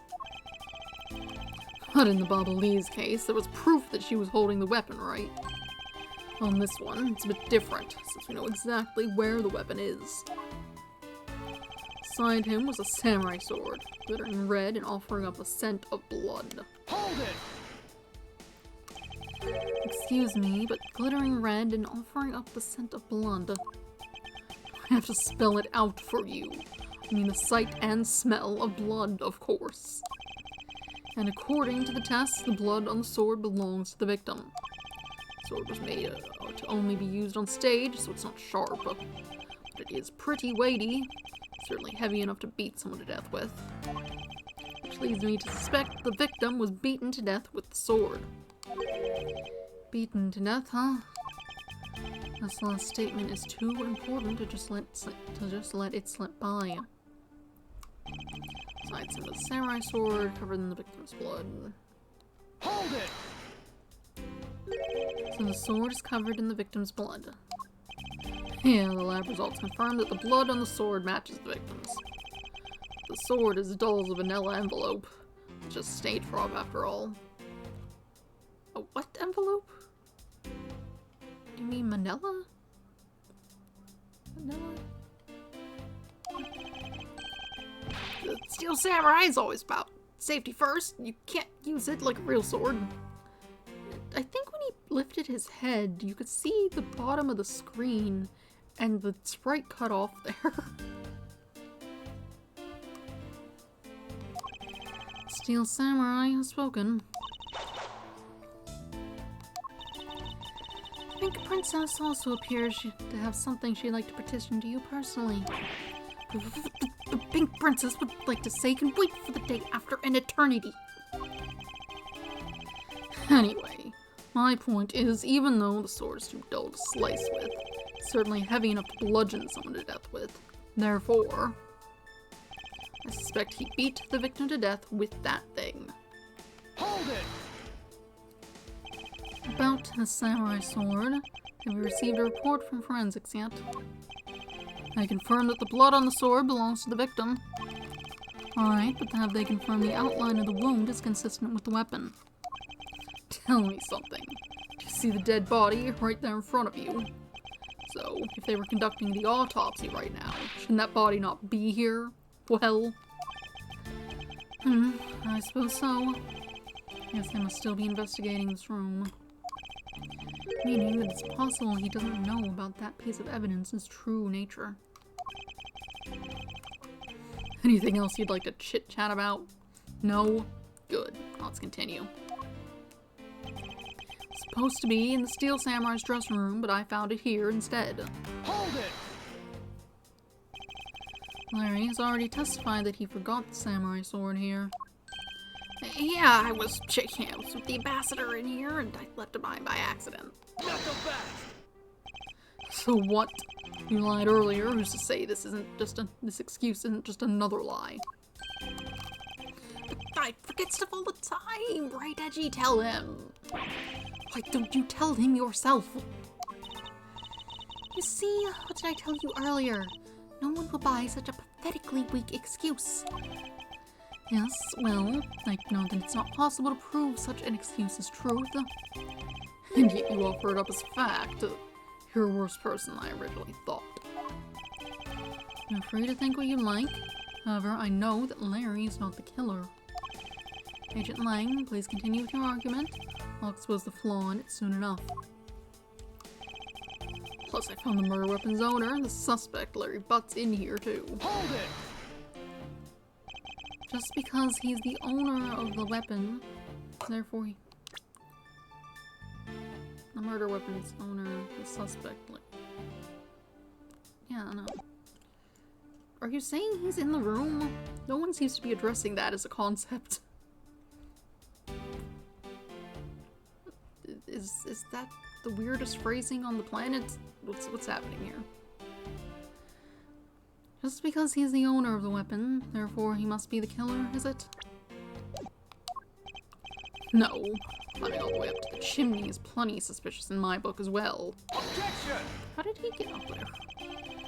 Regarding that, I've already drawn the truth out, and the truth is one thing I don't bend. Not so fast! Doesn't matter if it's you or whoever. Prosecutors are all the same. As for me, prosecutors are the one thing I don't trust in. Objection! An agent who doesn't trust prosecutors? What are you playing at? Sorry, sis. There are only two things I trust. My subordinates and evidence at the crime scene. Agent Lang hates prosecutors. But as long as he trusts evidence that has been left at a crime scene, and there is something I can show him that he can believe in. It's simply not possible that the samurai sword is the real murder weapon, so I should focus on proving that point to Agent Lang first.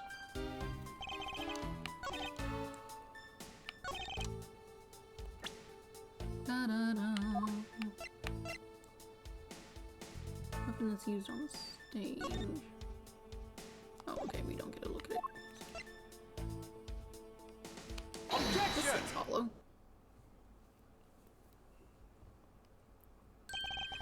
Do you know what this is, Agent Lang? It's a long spear, right? We used to use those a lot in my country a long time ago. Piercing, mowing people down. Spears are the weapons of heroes throughout history. It's the next most effective weapon after the whip. I think the whip is in a slightly different category.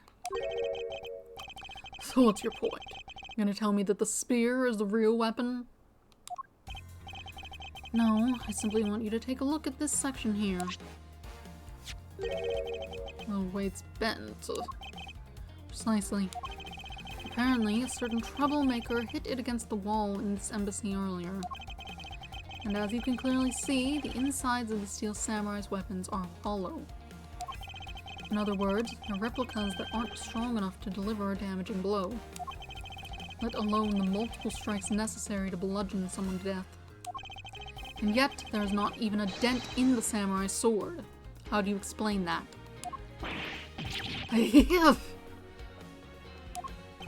Oh, yeah, the sword and spear are made of the same stuff, so they bend easy. But I wish they'd make them out of better stuff.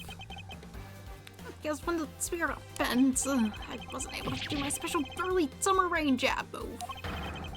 And I got such an earful from the director of the play for not doing it in the show. Steel Samurai's special move was changed tonight because of him.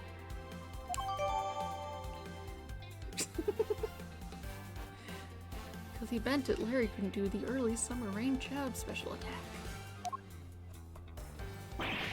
Yo! That's more than enough of your whiny whimpering. Now, back on the topic of the spear. Yes, let's return to the topic of discussion. This is where the real gamble begins. Don't have a real strategy per se, so all I can do for now is let the chips fall where they may. Using guesswork and taking risks in place of real logic is hardly the Von Karma way. It's neither smart nor very clever. As Von Karma, as you know, unlike your father, I am not a genius prosecutor. Plus, I doubt his record of a 40-year win streak will ever be broken. But perhaps it is for the best if it remains unbroken. No one should have conceived of the notion to convict all defendants in the first place. Objection! What a foolishly foolish statement from a foolish fool who hates to lose. It's the job of a prosecutor to make sure that all defendants are found guilty in court. There is nothing more important in this world than a perfect victory. Hold it! That may be your opinion, however, I don't believe that's all we are. As a prosecutor, what I pursue is not the perfect victory, but the perfect truth. And if that means the bridge I must cross will crumble beneath my feet, then let it crumble as I walk on towards the truth. Not so fast! You're good at keeping me entertained, Mr. Prosecutor. But you know, humans are delicate creatures. The slightest bump and we expire. I'd like you to consider, if you will, the possibility that the sword was used in such a way that the attack killed Damask II without bending it. That's dumb. So what do you think of my hypothetical scenario? I think you know what to do here, right? And what you need. Of course, what I need is evidence even he can't refute. This is it. It's time to bring this to a close. Why, Larry, part 2. It's possible to use the samurai sword to kill someone. And, under these circumstances, it's the only logical conclusion. We searched the embassy top to bottom, but the victim's blood is only on that weapon. So isn't it only natural that suspicion would fall onto the owner of said weapon? How long do you intend to cling onto that preposterous theory? As long as I want, because we examined every corner within the walls of this embassy. There's no stone we've left unturned. And we've managed to come up with only one logical conclusion. That Hollypaw walking in front of my screen. Yes, you're so very pretty. Well, you're all warm from sitting in the sun. What a wonderful kitty cat. Yes. That the only place inside this embassy with the victim's blood on it is this sword. Hold it! You left no stone unturned. Is that a fact? Not so fast! If you've got something to say, then say it in the only way I respect, Mr. Prosecutor. Yes, of course. In that case, allow me to make it all crystal clear for you.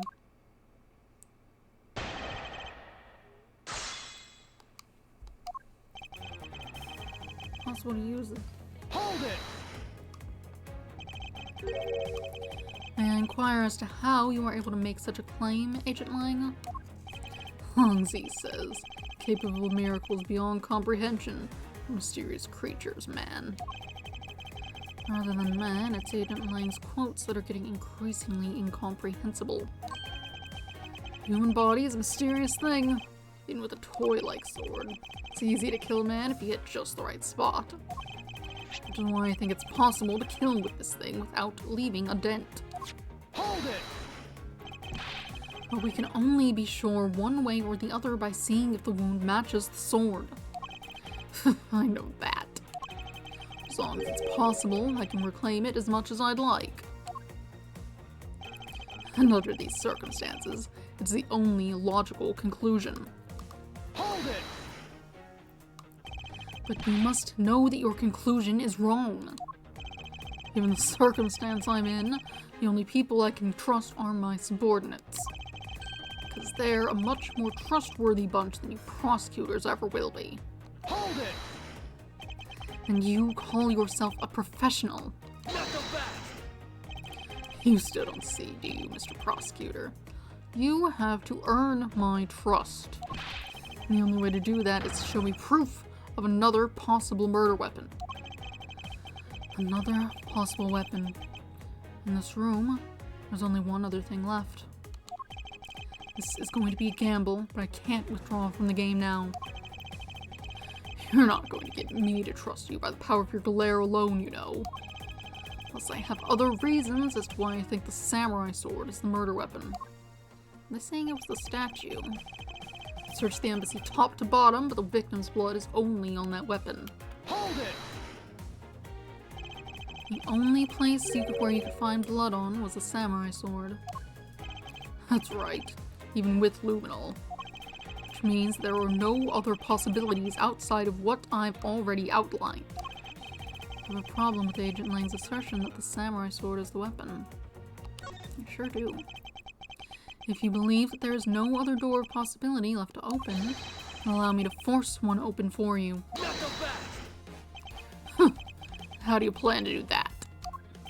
By showing you what may possibly be the real murder weapon. Not so fast.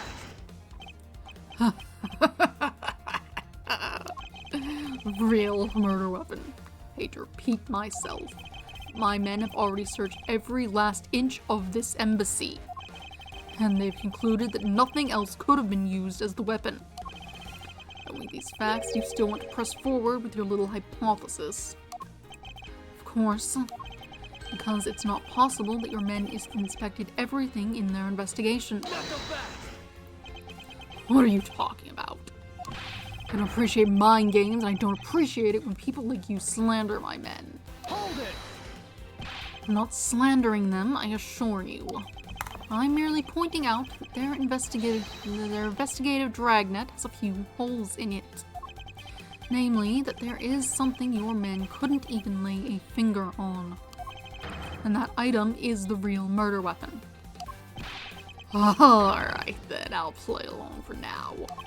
This real weapon that killed Damask II. What exactly is it? The real murder weapon, which not a single person has yet to touch, is this.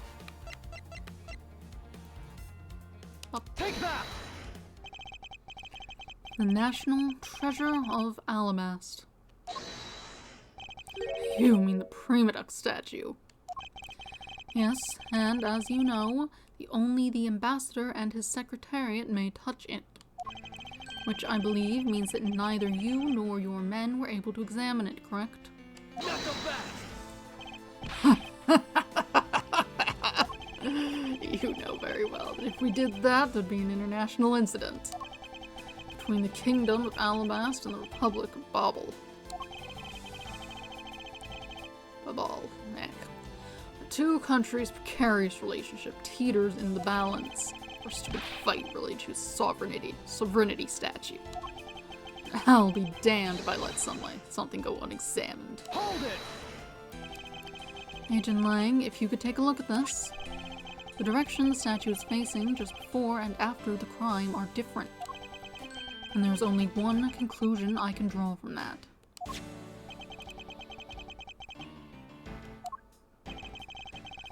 Go look for Ambassador Alba and get him to give us the okay to examine the statue. Shifu, you can't listen to this infidel's words. What word is device? He's most definitely trying to trick you. Shifu, please, let's be rational about this. Hongzi says, just go already. Yes, sir.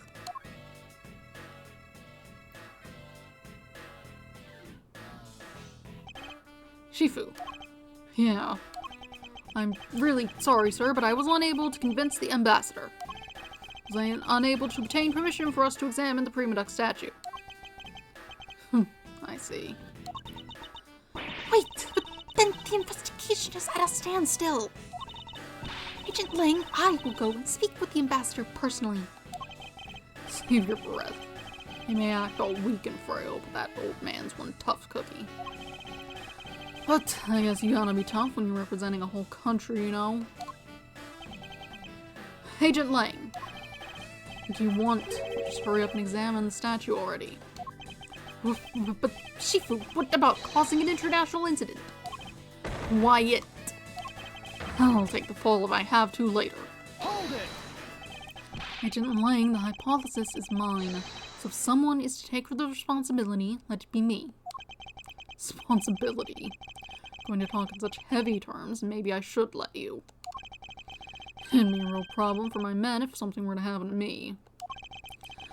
Alright then, let's talk and more investigating. If we want to know the truth, we can't stop here. Action must be taken. Agent Lang, I'd like to run a luminol chemiluminescence test on the statue. Luminol test? Ah, good thinking. If the statue is the murder weapon, then some of the victim's blood should be on it. Okay, let's get the forensics team in here. Looks like you hit the jackpot, Mr. Prosecutor. Guess this means this is the real weapon that killed Damas II. Okay, I hit 2 buttons. I wanted to make sure it didn't skip 2. Indeed. I wouldn't celebrate yet if I were you. This doesn't let your friend off the hook. Doesn't prove that he didn't kill Damas II, so the charge remains. We are hardly done examining the statue, Agent Lang. Knowing that it is the real weapon, I believe further examination is required. You think so? Okay, then knock yourself out. Probably good to check for fingerprints. Yep. Upon closer inspection, he really does look a lot like the Steel Samurai. Hey, maybe that's why they chose him to be the Goodwill Ambassador. I actually can't discredit that hypothesis. But Or maybe the people at this embassy just really, really like the Steel Samurai. That's absolutely preposterous. I don't think it's that unlikely. He mustn't go around denouncing other people's opinions. And yet look how easily you discredited mine. Not that I care why they chose him. Sword. With his sword drawn and ready, there's a certain aura of valor around him. Hanzi says, those who hold a sword and hold an equally strong will. Said the weapon one holds reflects the strength of one's character. Wonder if this was created as a show of the country's majesty. Oh, then what does Francie's whip say about her character? It says that I'm ready to exact punishment on those who would break the law. Why are you glaring at me? I thought you understood that I'm not the killer. I believe in your case she wishes to exact punishment before anything else happens. Got a shield. There's a shield on his back. I wonder if it's supposed to mean his back is covered. Hongzi says, those with the shield on their back deflect all enemies behind them. It means that he is ready for any blindside attacks that might come his way. Agent Lang, there's no need to attach overly complex meanings to such a simple thing. You didn't seem to get along Z's saying, so I was just explaining it for you. The saying itself is what I was referring to when I said overly complex, you know. I got an achievement for examining both the sword and shield. Wonderful. And print. What do we have here? It's a dirty smudge. Looks like a handprint.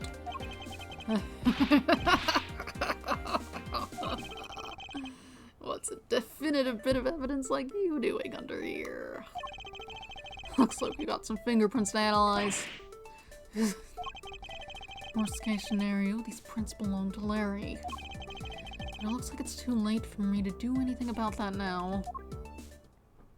I don't know why he would have touched it. Plus he's got that costume on. He doesn't have his hands out. Hey, forensics guy. I want results on these fingerprints ASAP. You hear me?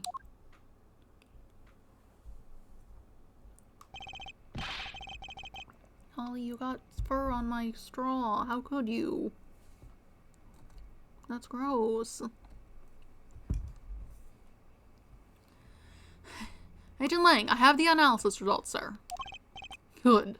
And, sir, about the prints we lifted from the bottom of the statue. Well, you know, the victim of the murder in the Bobbly's embassy. The prints belong to him, Mr. Manny Cochin, sir. But that's... What's going on around here? No, that's impossible. Each Prima Duck statue can only be handled by someone of that country. But by the very fact that Mr. Cochin's fingerprints are on this one, it leads me to only one conclusion. It's the original, because he was the secretary guy for the original country, I suppose. The statue It's actually a Babal's Primiduck statue. Or that. You could say that. Impossible! It can't be! Die! Larry never once set foot on Bobbly's soil, so he was free to go. However, this new piece of information only served to confuse us even further. The ringleader of a smuggling operation was killed with an Albastian knife in Babal. And Damas II was killed on Albastian soil with Babal's national treasure back. And the mystery of the great thief Yantagarasu, who visited both countries. The pieces were there, but I had yet to see the big picture they were to form. To be continued. But not today. Yeah. Because it is now about 11 o'clock. Seems like a good place to stop. Pick it up on Wednesday. Yeah. Nope, stop that. We're not doing that. We're leaving. Don't save, we just got here. It's fine. I just saved. It's fine. Anyway. So that's that. It's late, so I'm stopping now. And on Wednesday, I shall return to do more of it. Yeah. That's about it.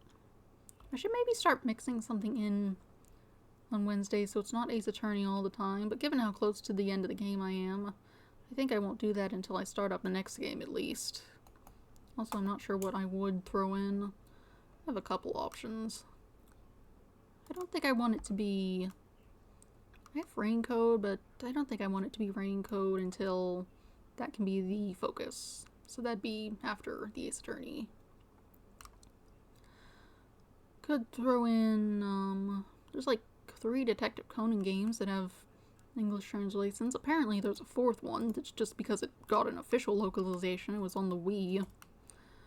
I don't know much about it.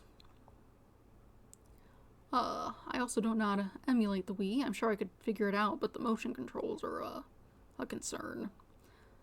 I could look into it though, but until then, Game Boy games and a PlayStation 2 game are much more likely to be fully functional without too much fussing around.